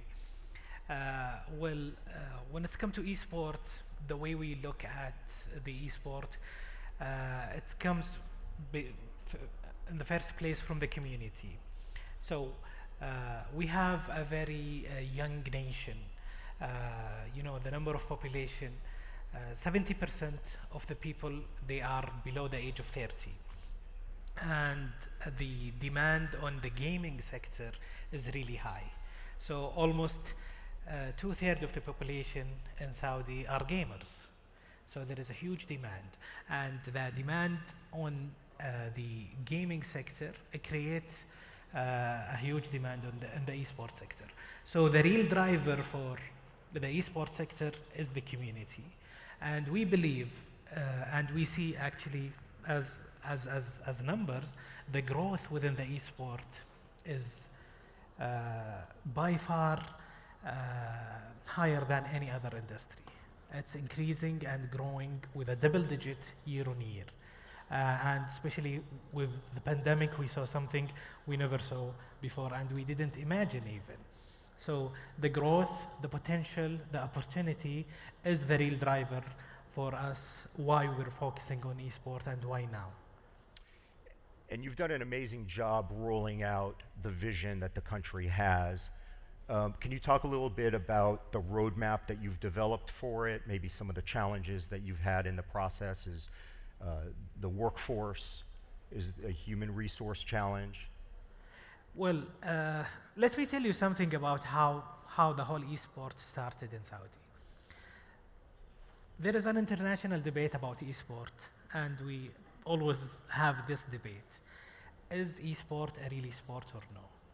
So the government of Saudi ended that debate by establishing the federation back in 2017 with the chair of His Royal Highness Prince Faisal. So from that time until today, we're working day and night hard just toward the future of esport. And what's esport? What's the future of esport? We really believe that there is an opportunity for the sector, for the esport, and it's like a green field. It's not that matured. It's like a few years old. The whole gaming sector is young, like 30, 40 years maximum. And the esport is even younger. So it's a green field. There is a lot of opportunity, and we believe there is a chance having everybody sitting on one table, meeting, greeting, discussing about the future, how to shape the future of esport, what is the opportunity, what's the potential, how to achieve all these at once. This is why we are here. And why it's important for us, again, our community opportunity, and also we believe with our demographics, with our location, we believe Saudi can be a hub for the gaming community. From what I've seen, it already is. Thank you. Lars, I'll turn to you. You had a very busy August. If I counted correctly, you bought 6 companies in August. I helped sell one of those companies to you, Tripwire, fantastic team. I can attest to that. I've worked with them for almost a decade. And you also bought one of the crown jewels of intellectual property in mythology and in video games. You bought the rights to Lord of the Rings, which together with Star Wars and Marvel, I think is really the apex of intellectual property. So why don't you tell us a little bit about Embracer, about your vision for the company, and some of your acquisitions and activities? Yes, so thank you. No, August has been awesome. Well, I started this journey in this industry 30 years ago when I was 16, and I'm so pleased to still be part of it. We set out to build Embracer a decade ago, and especially the past 5 years, we've been able to build a global leading ecosystem of entrepreneurs and creators within this industry. Today, we are a group of 15,000 people with the current acquisitions closing, and more than 10,000 games developers. I highly believe in entrepreneurship and ownership of, being able to decide what in your daily life, what kind of game you're creating, what kind of business you're doing in that game or that business. So we've been able to, now build a group of more than 128 game development studios all across the world, and we adapted an updated strategy a year ago. People didn't really take so much notice, but I guess they are now. With the transmedia strategy that I highly believe in. Gaming is a superior way of making business of an IP, but not necessarily the best way to create or market a new IP. So with that strategy, we adapted the transmedia to acquire the leading board gaming and trading cards gaming company in the world, Asmodee, like 8 months ago. We acquired Dark Horse, brought them back into the family, one of the leading American comic books publishers and creators. And now, as you stated, we are super happy to have the rights and trademark to Lord of the Rings, which is one of the most iconic worlds there is created ever. And we can't wait to tell the world what happens next. And is the idea to take these intellectual property assets and leverage them across your development shops, introduce them into forms of media that ordinarily they would not have been implemented into? Yeah, and I think it creates opportunities for the people, within Embracer to work on amazing IPs. Obviously now within Embracer we have more than 800 IPs, but I think it's important for us that there is strong arguments. Why should you be hired by an Embracer company, or why should you join the group of Embracer family? Well, they have these opportunities, they have these fantastic talents working within the group. and obviously having Lord of the Rings adds to that opportunity. Danny, you're based in Asia. Yes. Tell us a little bit about some of the gaming trends in Asia. I know it's a large mobile market, and how has that impacted esports? Well, based on what we've observed in Asia, right, it's been actually a very fun journey. So I work with VSPN, we're the largest esports company in Asia, and we started the company 6 years ago. And back then it was a very different time. It was a very different market. Nobody was talking about mobile esports. Nobody kind of anticipated the kind of shift and changes that it could bring to the industry. But we've kind of been at the forefront of that with partnering with Honor of Kings, building Honor of Kings Pro League. We observed how mobile esports really changed the fabric of the ecosystem. So let me be a little bit more specific about that. What I meant by that is when titles, competitive gaming titles, turn into mobile titles, they actually would lower the barriers of entry. And the business model shifted from selling copies to a freemium model, meaning that you can download the games and play for free, but at the same time, the developers are very focused on getting as many people as they can into the game and retain as much of the community as possible. So that focus went from selling to maintaining and activating that community.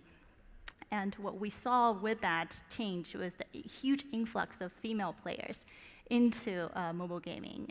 Actually, if you look at the data now, over 40% of gamers in China are female. I know we have really good stats in Saudi as well. And if you look at, and this is not just the casual titles, right? If you look at competitive titles, mobile esports titles, the numbers are actually quite similar. We have over 40% of the mobile competitive titles with the players are female.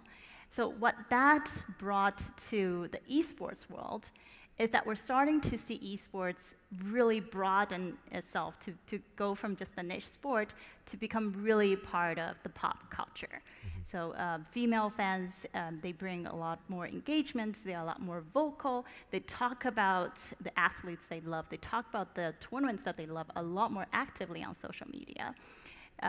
Fun fact is that if you look at the top 10 buzzword in China last year, 2 of the top 10 buzzwords in China are actually esports related buzzwords. So it really has sort of come out from that confinement of being like considered a hardcore niche sports and sort of broadened into being part of the pop culture. So this is something that I have observed in Asia. We kind of went through with the right, and I have yet to observe actually in other parts of the world. And do you see a secondary effect from the female players, non-endemic brands coming in as sponsors? Is there a impact there? Oh yeah, for sure. So with sort of the rise of mobile esports tournaments, we saw viewership skyrocketed, right? And then it's not just the boys, the men that are watching mobile esports tournament. It's half of them are female. If you look at something like Honor of Kings, KPL, Honor of Kings Pro League, 60% of the viewers are female. So what that signals to brands, to commercialization partners is, hey, this is really, the young generation are actually watching this. And this is part of a demographic that we should pay more attention to. So in addition to the traditional endemic brands like cell phones, and we love them, and cars, but now we're getting jewelry brands as well. We're getting brands that are traditionally like shampoo brands. Traditionally, they would not have considered sponsoring esports events, and now they're going into the space because of the fact that the fabric of the industry has changed, that it's now part of the pop culture. And do you see the discussion in the chat rooms? Is it different with a larger female player base? Yeah, I think I know where you're getting at. Well, I spent some time in the US actually in 2020. One of the conversations that I had with my female gamer friends in the US was like, oh, so what's the experience like? They mentioned this world called the toxic gaming culture. Meaning that it's actually tough being a female gamer in some cultures. And they might get harassed, and then they might get looked down upon because of their skills, because of their gender, not just based on their skills. that kind of things actually do not happen in China, I would say, not in my experience, because there are so many female players. And then if you go into a chat room, chances are 60% of the people that are hanging out that are talking are female. And then, you know, guys want to come in because their female friends are playing, and females want to come in because they know they can find female, counterparties there. So I think that influx of female gamers that could have happened with mobile gaming really changed how the dynamics works between different gender of players. Paul, why don't you tell us a little bit about your organization and how you interact with country federations and with esport leagues? Yeah, happy to, and thanks very much to His Royal Highness and Turkey. Thank you for the Saudi Esports Federation for welcoming us all here. I really think our organization, Global Esports Federation, really sees itself as a convening organization that in some ways acts as a bit of a lighthouse for the community, that we bring our 120 member federations together. And as His Royal Highness also said this morning, if we're connected through this notion of World Connected and the various initiatives we have around the world that connect us, such as here at Next World Forum, when one of us move, we all move up together. So it's a pretty exciting moment. We wake up every day thinking about how we can help the community. I think as Turkey said, and as well Danny said, and Lars also said, that we're building esports. We're really creating esports. Gaming's huge, but we're really creating and making the case for esports. And I think the Global Esports Federation is trying to help not just the gaming community, not just the member federations, but all the stakeholders that are involved: brands, countries, aspirations, cities, hosts, and a whole raft of the stakeholders that are involved to participate and see that joy that is in esports, all without any of the borders or the restrictions or those barriers that we have been used to in other organizations, other parts of the world. The esports industry is based on intellectual property that's licensed by publishers. And the publishers want to control the intellectual property. Tell us a little bit about the challenges that you face, or the interactions that you have with the publishers in terms of them wanting to control the intellectual property, control the management of the leagues, control the games, but also engage with their own communities. Because that engagement obviously takes a game and increases the longevity of that game and their ability to monetize the game. Yeah, I actually have a slightly different view to it. I fully respect the fact that the publishers have invested very heavily in their IP and created these extremely exciting and complex but expensive IP. And I think that that's a natural reaction. But I think that the future talks about the notion around collaboration and how we can help each other in different markets, in different sectors, in different parts of the world. And that's a change that's happened in the last year or 2 years, where once we got together and we actually connected at places like this, where we can actually have conversations and think about, well, some of the conversations we've had today are, what are your challenges? Where do you want to go? How can we help and how can we connect? So that, I find, that's been my experience, that conversation is changing from being how do we control to how can we collaborate. Oftentimes the connections in this room, for example, or at this forum, if we come to it with a generosity that exists in our community by its nature, a generosity of nature, and if we come to it through generosity, I guarantee we'll find those connections, and I guarantee great business will happen as well. Danny, you do activations with third-party intellectual property. Do you have any thoughts or comments on the topic?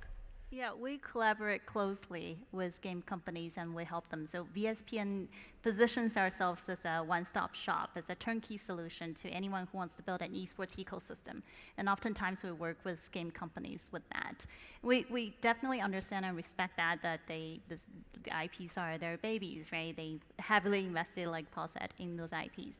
But I think we're very much aligned whoever we are, whichever angle we come into the industry, we're very much aligned on our end goal, which is to serve the community, to provide the best experience and products to the community. And I think we're taking, we've seen publishers take different approaches when it comes to this, to how open or how close they want to be with their esports ecosystem. But I think that's just sort of still the industry evolving, part of the evolution of the industry as well. And as we have more and more, for example, events like this, as we sort of talk to each other more in this process, and we build that trust and connection that we're all doing this for the community, and the ultimate goal is very much aligned, I think the model of collaboration might evolve further in the future as well. How has COVID impacted the industry? Because from my own home, I have 3 kids. They're young. They all play Roblox. Because I work in the industry, it's very hard for me to say no to them.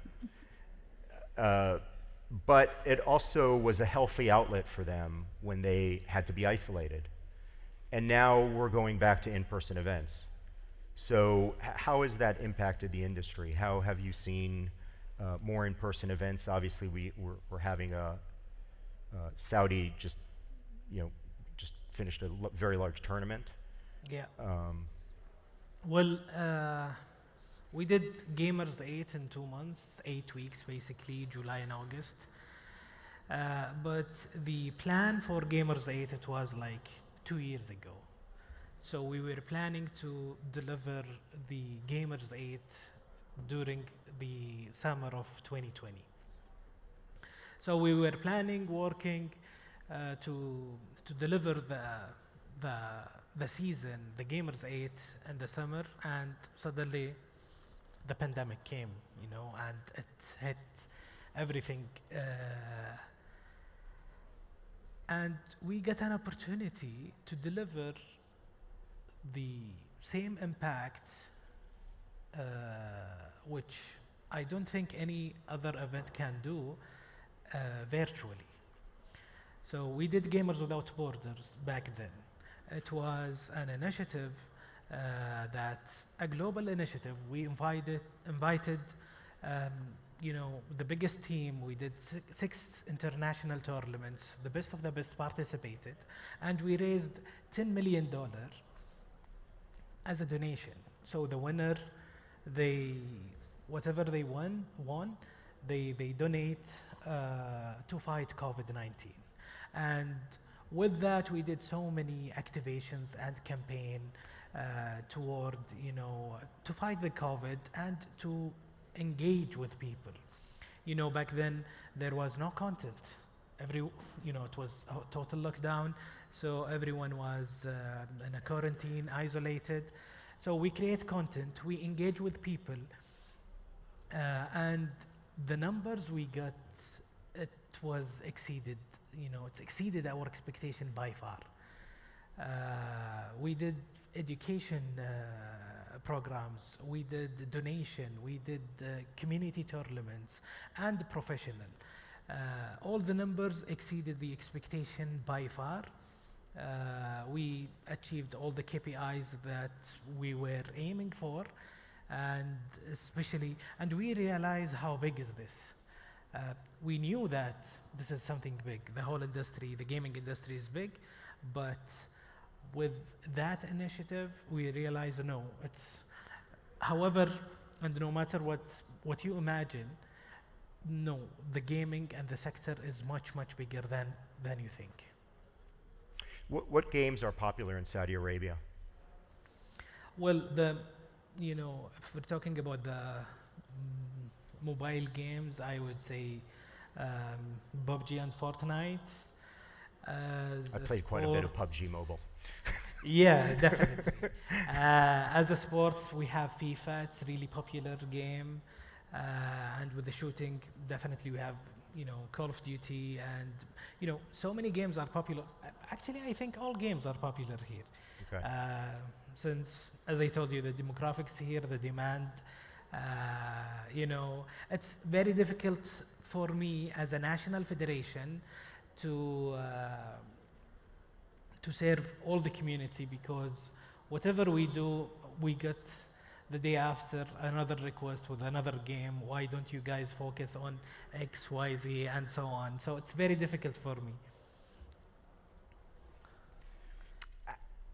I guess this is for the panel in general. How is the consolidation in the industry? We've watched Microsoft buy Activision Blizzard.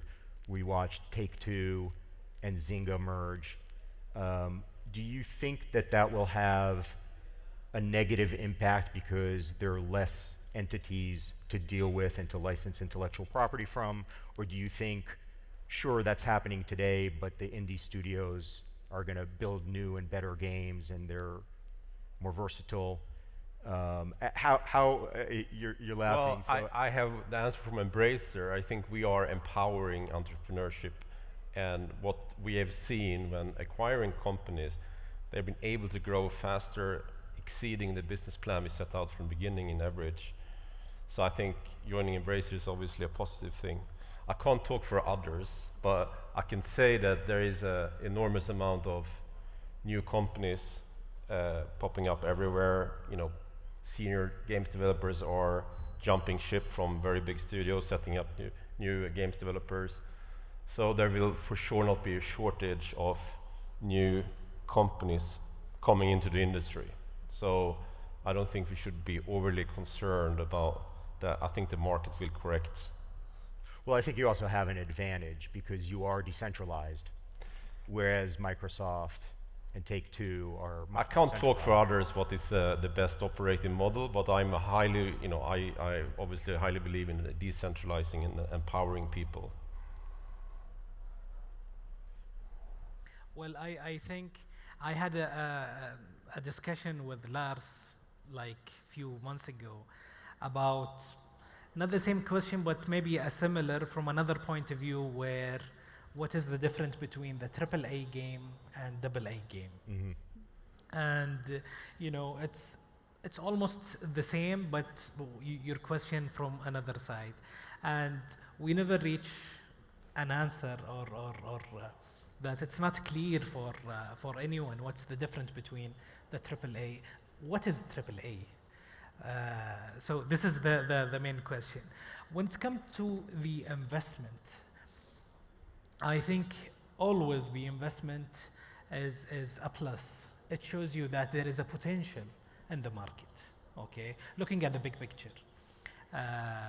You know, when you dig deep and see the details and differentiate between things, definitely you will have pros and cons here and there. But looking at the big picture, always, if you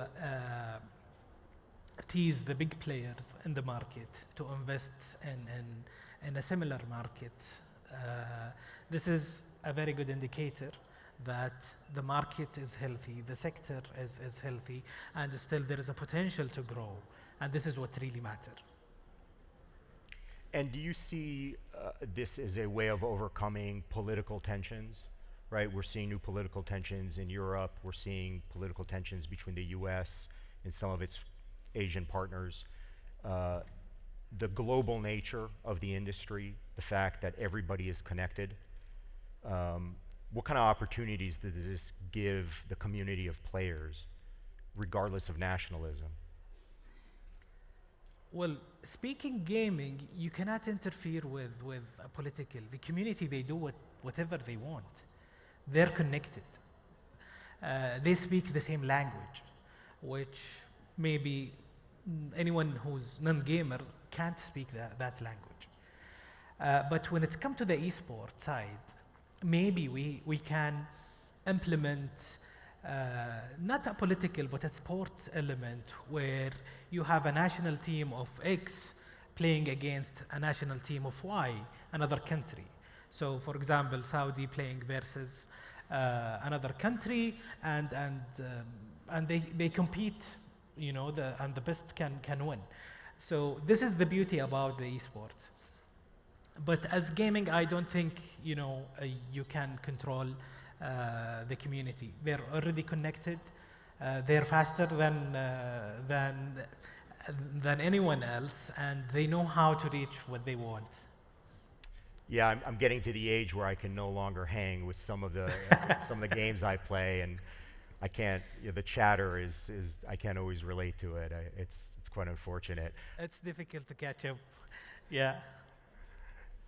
I'm being instructed that we're finishing up our panel, so I'd like to say thank you very much. It was a great discussion, and thank you for having us. Thank you very much. Thank you. Thank you for coming, and we'll see you soon. We'll see you next year. Thank you. I hope so. Thank you.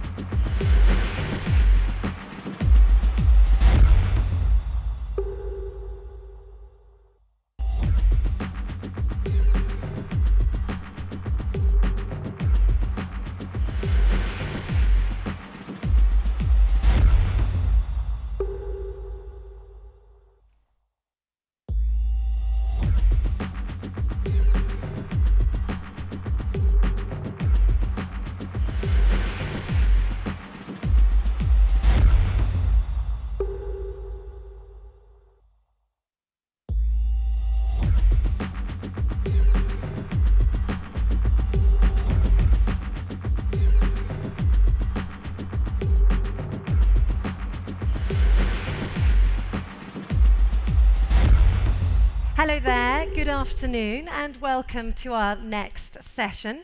I just want to do a quick reminder that if you want to listen to any of these sessions over your headset in a different language, there are literally just outside the arena, there are desks of headsets that you can put on, and you can listen to them in Arabic as well. Also, make sure you follow us on social media. I've been checking out the Instagram site for the Next World Forum.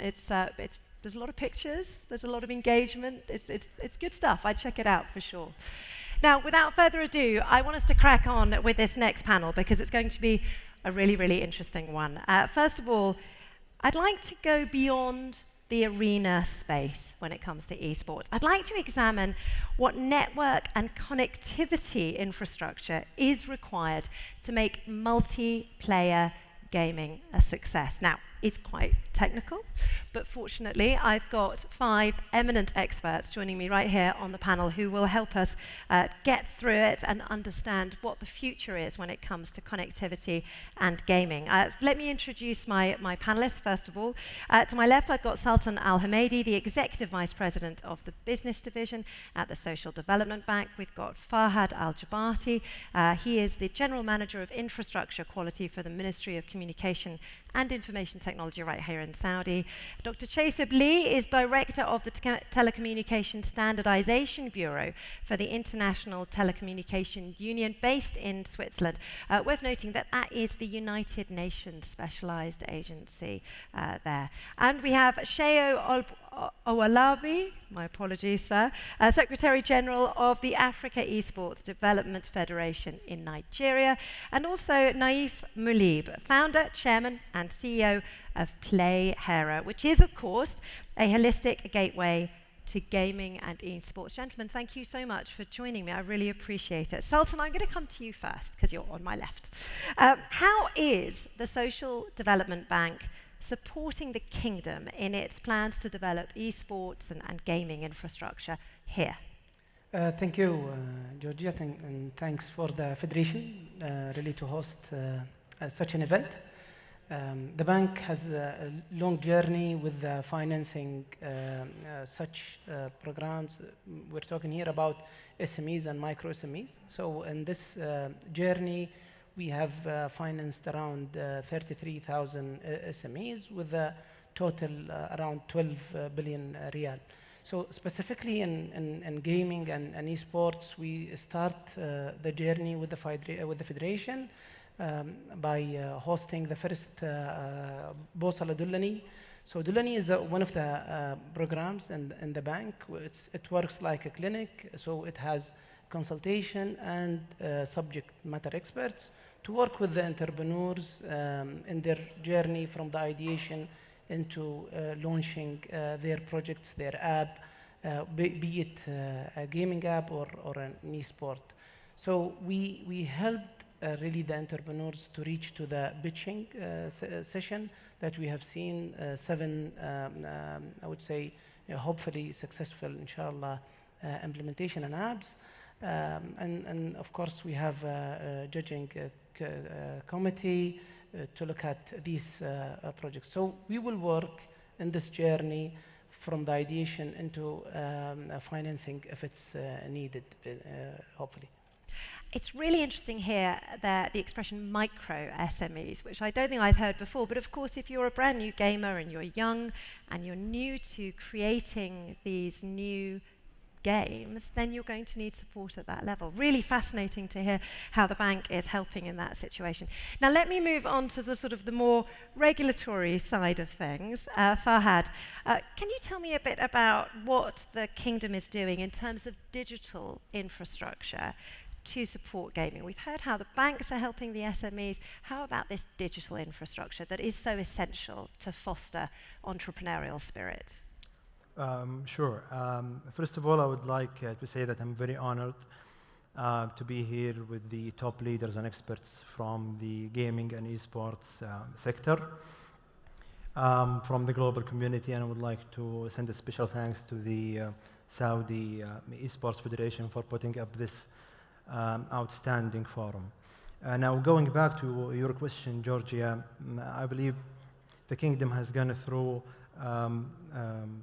a remarkable transformation when it comes to its digital infrastructure. And when we look at the gaming and esports sections, we look at 2 layers. The first one is the connectivity layer that goes parallel between the national and international connectivity. And I believe the Kingdom has done great efforts in this regard to put it in with the leading countries in terms of internet speed, fiber penetration, and 5G adoption. When it comes to international connectivity, we're also working to increase our international connection with the rest of the world through 14 submarine cables and more to come in the near future as well.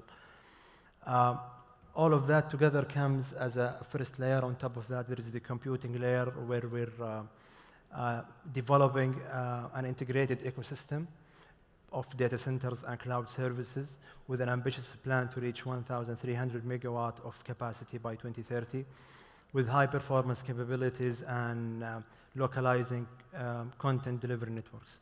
Now, with that being said, this and more is building really the hub, or building the Kingdom future to become a hub not only for technology and innovation, but it also will be a specific gaming hub that will not only support the local gaming community, but we're aiming to be a hub for the region so that all the global, the gaming community from the neighboring countries can really see the value out of this.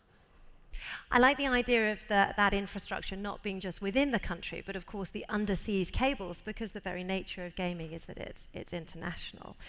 Dr. Chasif, this is something that you must have a very sort of clear understanding of it, you know, considering your role at the United Nations there as director of the International Communications Union. I mean, what is the relevance of esports in driving these digital connections, this digital infrastructure? Yeah, thank you, Georgia. Maybe people might be questioning about what is the relevance of this IT with the esports, but actually we are quite close. All of these optical networks you are based on is our standard, 5G also our standard, your media codecs our standard. The main reason why I come here is I wish to invite you because ITU, we develop our standard for the connectivity.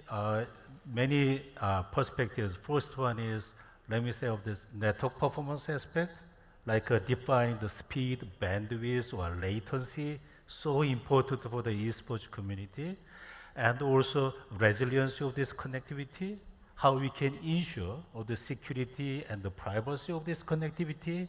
That's another important subject. And also use of this convenience of this connectivity, how we can forming of these connections, how we can use of this connectivity like device mobility or service mobility. Even someone say about this morning, the digital identity, how we can incorporate this digital identity into the convenience of this connectivity, another issue. So something like this. What I want to ask you is, until looks like you guys use of these our networks as your service, but why not to bring over your requirement? Esports has a very special requirement, but we never heard about esports community need of such kind of functions or characteristics to the networks, or to the service, to the display. We never heard. As you know, someone already knew, we already started to develop 6G. So it's a long journey again, 10 years long journey. We start from the last year. Next year will be announced of this 6G service requirement. We never heard about this, what is the requirement from esports community, while you are such a expedite of your development. So I would really invite you to contribute to bring over your requirements. That I believe is the relevance of this international standard to the esports community. Interesting stuff there. How fascinating to hear that. I mean, I get a sense that really that the popularity of esports, this growing global movement, could benefit people who maybe even aren't interested in gaming or aren't interested in esports, because there will be this drive of connectivity, not just in the developed world, but also the developing world. And that leads me to turn to you, Shaya, because it's worth mentioning that at the end of last year, figures showed that nearly a quarter of Nigeria's population was involved in playing games. Now, that's something that surprised me, but they're not necessarily playing at home on consoles, are they? True, they're not. How are they playing? They actually, it's a mobile, and well, first of all, let me say a big appreciation to the Saudi Esports for this invitation and this massive event. To your question, yes, it's on mobile, and that's easy to understand. Mobile penetration on the continent has grown over the last few years, as you can see. You can see the growth of fintech, which was not where it was 5-6 years back. That is happening, and that's exactly what is happening with gaming on the continent. We're seeing so many people get involved. I was excited to hear one of the speakers talking about asking his wife when his kid was going to get a mobile. Now that's to tell you that the next generation, and we're seeing it already, their first engagement with gaming is on mobile, not on the console, because they can't even hold the controller. But a normal child, 3 years old, 4 years old, would hold your phone, unlock it, and go to the game section. I've seen my daughters do that. We've all seen that, haven't we? So that's happening on the continent, and that's why mobile is the way. And for myself, my organization, we're putting everything into it. Interestingly, one of the things that announced us to the Global Esports Federation, which we're excited to be part of, was mobile gaming. So when the World Connected Series was announced in 2020, we decided to throw in our hat to host for Sub-Saharan Africa, and we hosted on Call of Duty Mobile, where we had 89 teams from 15 countries participate, and that was a blow-away statistics which emerged with the Global Esports Federation. It is hugely exciting to hear how it's developing in Africa and developing so quickly. And there is such a high use of mobiles in that country, which brings me, interestingly, to Naif, because I understand that you've recently just done a deal with Zain in order to essentially use their infrastructure to enhance PlayHero's gaming services. How is that going to work? How is that relationship going to mature? Starting with the diversity, as of today, we pivot our ecosystem, introducing a new ecosystem with Zain, leveraging their current infrastructure and the legacy that they have built. Today, they have a very strong presence in MENA. They have a presence in like 6 or 7 countries as of today. They have more than 70 million subscribers into their network.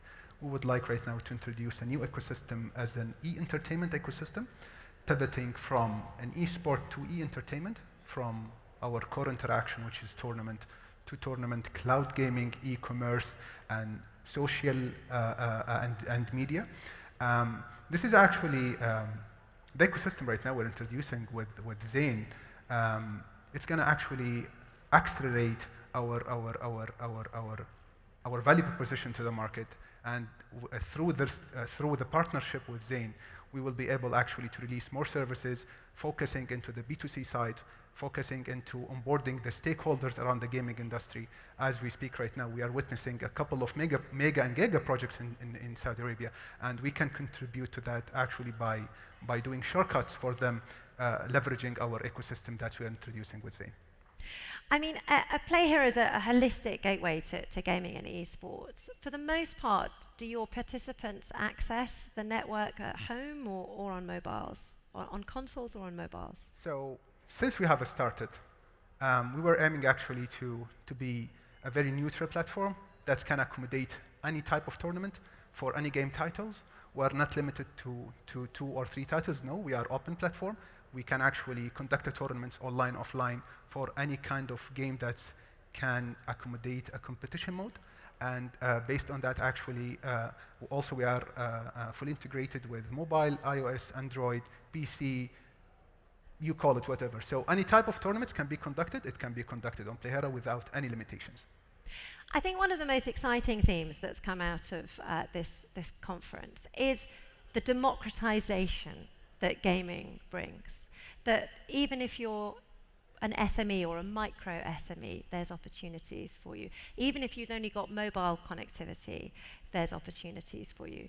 But Dr. Chesab, I want because you've got an overview of the market around the world, do you feel that these opportunities are available for all, or do you think there is still a slight lag in developing countries because of the limitations of the connectivity? Yeah, in general, the major problem with this developing region is that the lack of infrastructures or some unstable of these infrastructures. In general, this infrastructure, when you say about electricity and connectivity, electricity is absolutely out of our hand, but ITU, we recognize of this connectivity also big trouble. In our index, 2.9 billion people still not yet connected. It's a very huge numbers. That was the hugely influence of during the pandemic. During the pandemic, we recognized the digital gaps widened, specifically those least developing countries. This digital divide is widened, which means have a more serious problems. Another important factor is the end user devices. The quality of end user devices, especially the big hurdle for the esports communities, how we can handle. From ITU as a UN agency, we try to help those countries providing the connectivity. But like electricity and of this end user devices out of our hand, I believe this esports community, you have to think about how to disseminate over your esports devices, or devices enough to use of this esports. It will be important subject. I mean, of course, Fahad, here in the Kingdom, there is ready, people are able to access the internet very easily, but nevertheless, the infrastructure can be developed. I mean, how does the ministry foresee how the gaming will enable you to align with the sort of the digital strategy? Well, when you look at the demography of Saudi Arabia, the majority of the population is under the age of 25.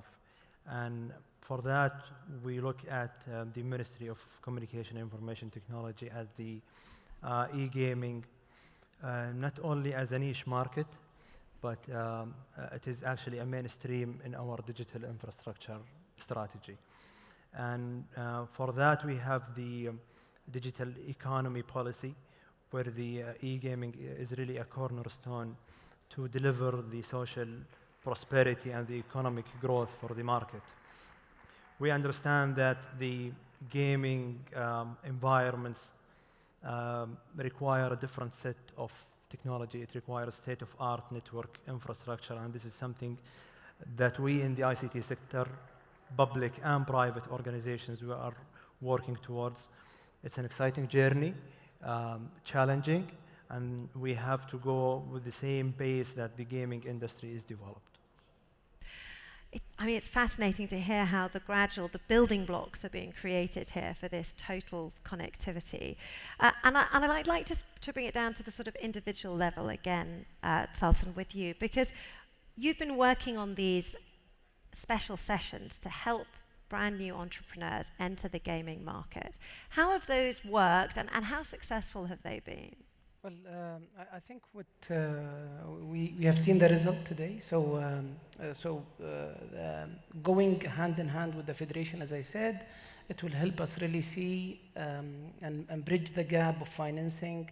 What are the issues that we could sort out to make the journey for the entrepreneurs as easy as possible, and financing them with the right, I would say, value, and having, as I said, during the journey of building the app until they grow and even go from, as I said, micro to small to medium, hopefully. So working with them, as I said, in Dullani Center with the subject matter experts, this will help us really know all the market needs and the entrepreneurs' needs too.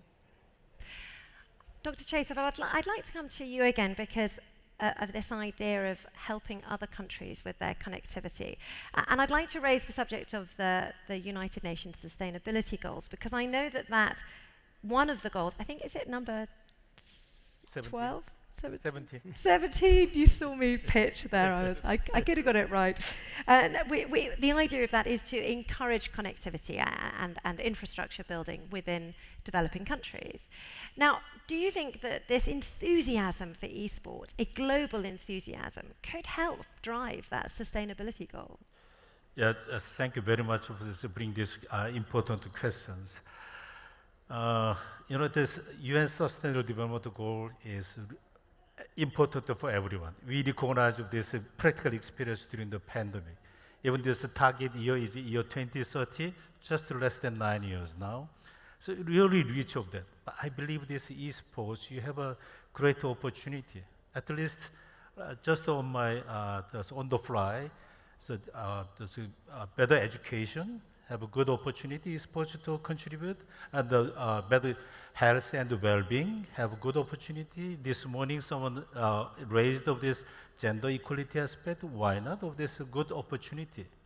So those things as just on the thought, you have such the possibility to contribute.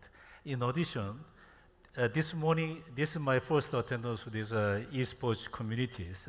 This morning I feel esports community, you have no boundaries of this regional boundary, geographical boundary, regional boundary of this. You don't have. You just connected, it becoming community. It's a community we know, it's a UN SDG, it's a need of this community effort rather than individual effort. Individual ability to direct them to community, like e-waste management, climate change, how we can address. This is community level as great contribution.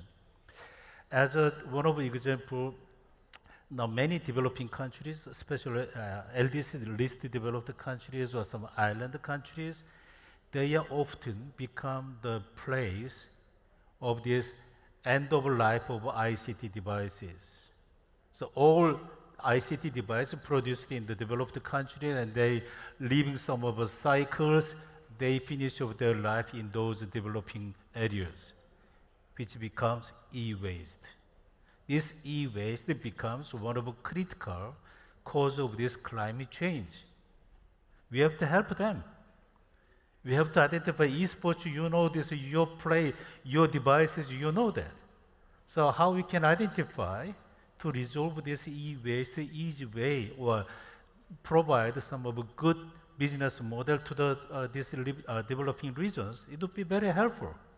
So you have plenty of opportunity to contribute to the UN's Sustainable Development Goals. So like esports for good, why not? So I too wish to invite you to join with us to working together with this esports for good.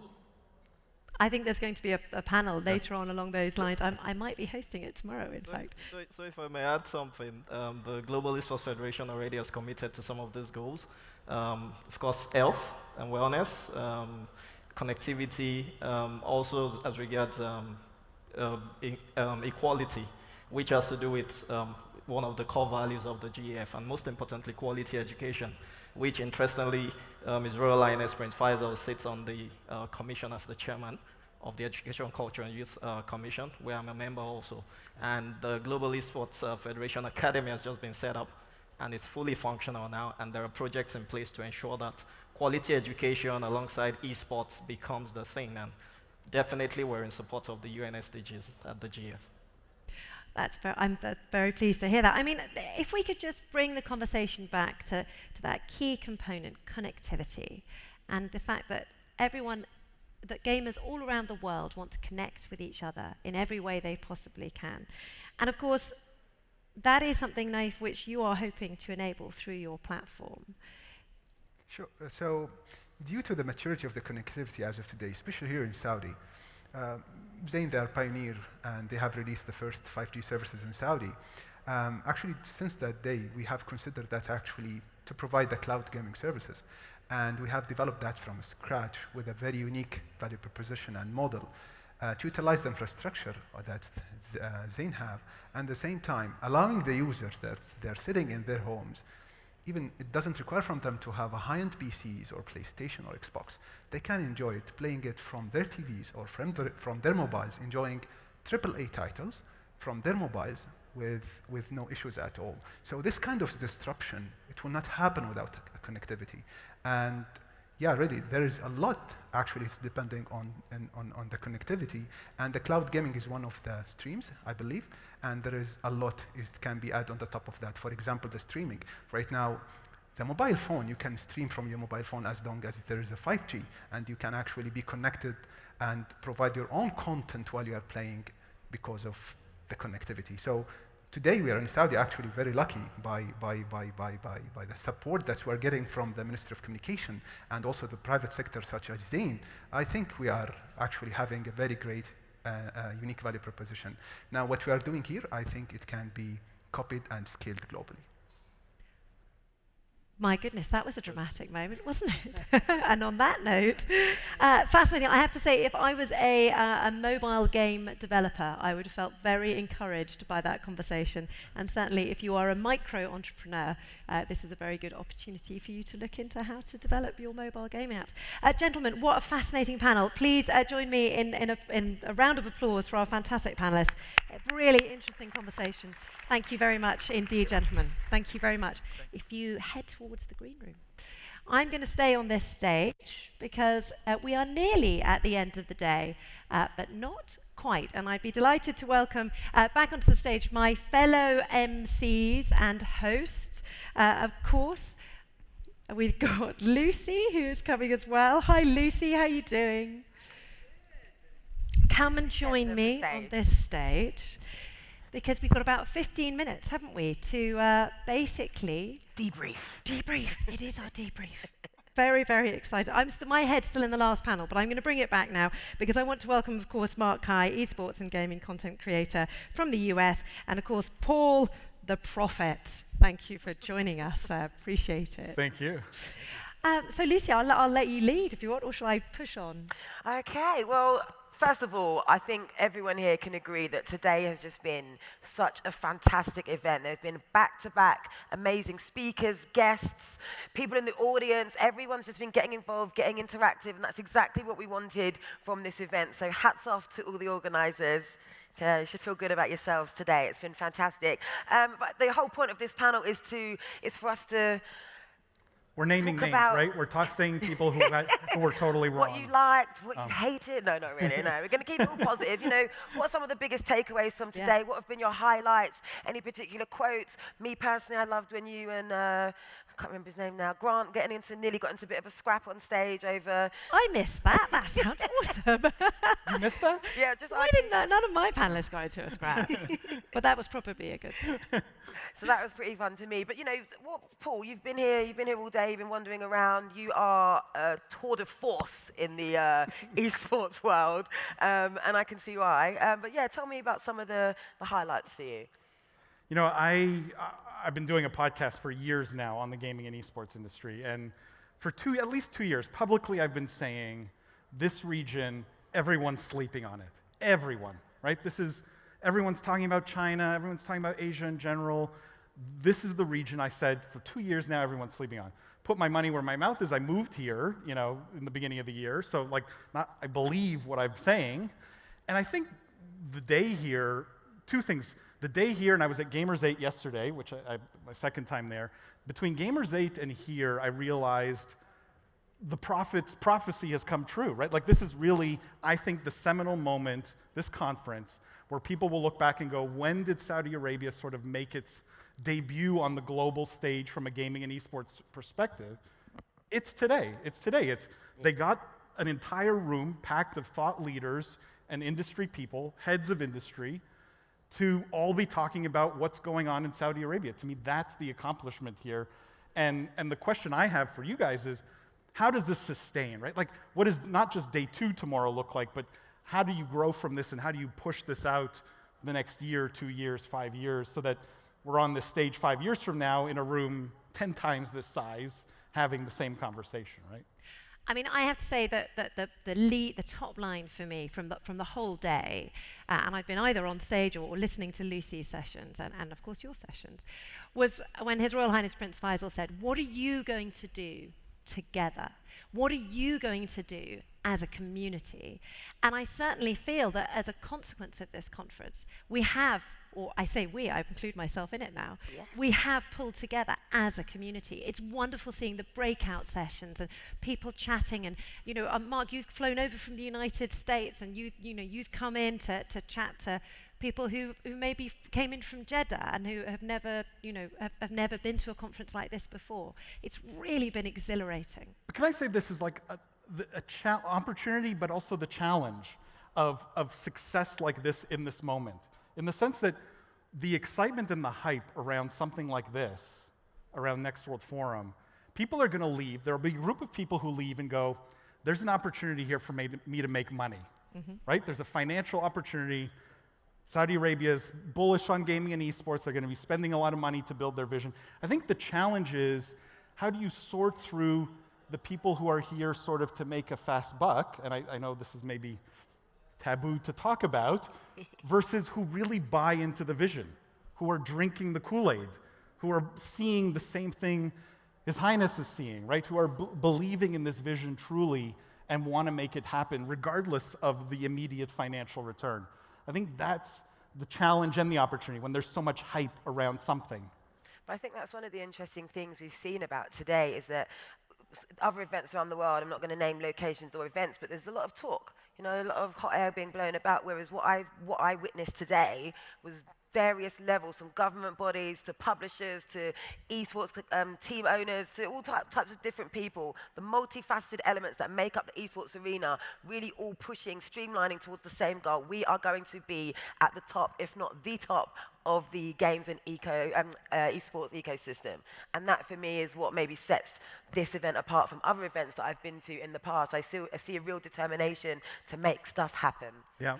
I mean, Mark, you've flown in from the United States with a different perspective. Had you been to the Kingdom before? Is this a new experience for you? Yeah, this is entirely new for me, and I think it's eye-opening. Obviously, people in the U.S. view things a certain way, and so I think it's good to just meet people here and actually understand where they come from. And I was really pleasantly surprised with one of the breakout sessions about women in gaming and esports, and I think that was really good to see here, because that's something that's I think it's a discussion globally, but the fact that I think Saudi doesn't have as much history in esports and is already focusing on that, they've already come further than a lot of places who've been doing esports for a long time and really haven't figured that out, right? So I think that's a good progression, and I think it goes back to the whole local community building up locally, right? There's only a few teams a few years ago, and now there's hundreds of teams. So I think that getting the people involved and listening to the people that are actually, involved playing the games, the business side, I think that's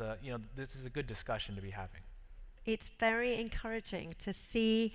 You can almost feel the ecosystem flourishing as we speak. You can almost see the connections being built, the synapses meeting. I mean, what do you think's next? So many of our sessions have been, now and next. Where do you see this going over the next few years? One of the takeaways for me is there's been a lot of talk today about traditional sports, right, and its connection to esports. There's a lot of panels, and I'll pull out a Matrix reference. There's a reference in the Matrix where they say you can't No one can tell you that you're the one. You have to know you are. Like, I wish as esports we admired and borrowed from traditional sports what is best and what we can sort of leverage for ourselves. But I would love to see more in terms of what's next, us being our own thing. Like, we don't have to prove to anyone we're athletes. We don't have to be at the Olympics, because I think traditional sports should be fearing esports. Like, I think they're the ones who should be worried, not us sort of with a little bit of an inferiority complex going, please accept us, please, you know. And so I think in terms of what's next from the conversations today, one of the big things I'd love to see is just more, how can we be our own thing and be different, and different for the right reasons, not necessarily so tied to sports. Yeah, it's like what we were talking about during our panel discussion about the metaverse. You know, why are we building these digital versions of that replicas of our current life? Why don't we do something outside the box and take it beyond? So that's, yeah, you really like to think outside the box. That's what I'm getting from you, Paul. But again, I think it's just that fear, isn't it? It's that fear, who no one wants to be first. But there wasn't a lot of fear today on stage. I think that was a really cool part, right? Like, everyone here really has conviction around what they're doing, whether it's a regulatory role, whether it's they're building games or whatever they're doing. I think the big takeaway for me is there's so much belief in what they're building. You rarely see that in industries, right? Like, you see them at sort of peak hype cycle in industry sometimes. But that to me was very promising, to see that conviction in whatever they're building.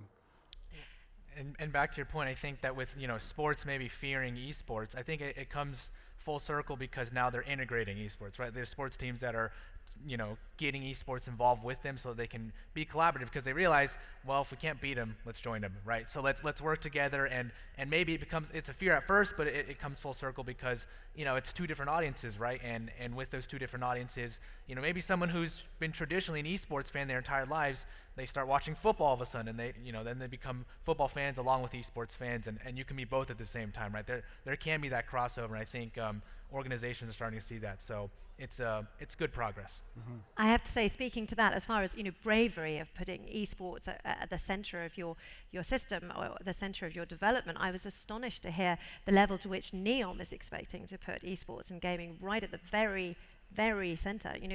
Nadmi said that the CEO said at the center of the line will be esports, and gave the impression that there would be an arena there, and that was pretty cool. As the journalist antennae in my head going, that's a news story. That is it. I mean, the devil's in the details with those things, though, right? Like, is it 10,000 seats? Is it 100,000 seats? Like, what's the scale of this? It's NEOM, it'll be 100. Right? Like, then your mind starts going places. Like, what can you do with a venue maybe of that scale? Is it just about gaming and esports? Because that's interesting, right? Like, how can you transform entertainment that is inherently digital? Because I hate that we sort of have made analog what is a digital medium. Right? Today, the way we watch esports is we sit in a physical chair and we look at a screen that's pretty far away and we watch people playing a digital game. Seems a little bit backwards. It's like having an analog face on my digital watch. Right? Like, how can we conceptualize maybe new things? And NEOM provides sort of this blank slate where anything's possible, right? Like, is there a world where you have a 100,000 person stadium, but where everyone has the best seats in the house because you use some sort of VR or AR and virtualization? I don't know. Like, is there a world where we think beyond just what we're doing today? I think that's the cool part about NEOM. Yeah, rewriting the rule book. Yeah. Now, Lucy, your voice was the first that everyone heard this morning, so I feel it's only fair it should be last at the end of our session. And I think it is time to close today. It is time to close. But I think I'm not going to build on any more of what I just said when I opened this short little panel discussion. I have had such a great day talking to such incredible people, including you guys up on this stage. Georgia has done a fantastic job moderating panels, being an excellent host. Thank you. But it's just been a truly brilliant day. We are back for day 2 tomorrow. It is going to be another action-packed day. I hope you're suitably excited. And all that's left to say is thank you so much for being a fantastic audience. I can see we've lost quite a few people for the duration of the day, but for the most part, this has been a relatively packed house. And for that, I am grateful and happy. So thank you guys, and enjoy the rest of your evening. Thank you. We'll applaud ourselves now as we leave the stage.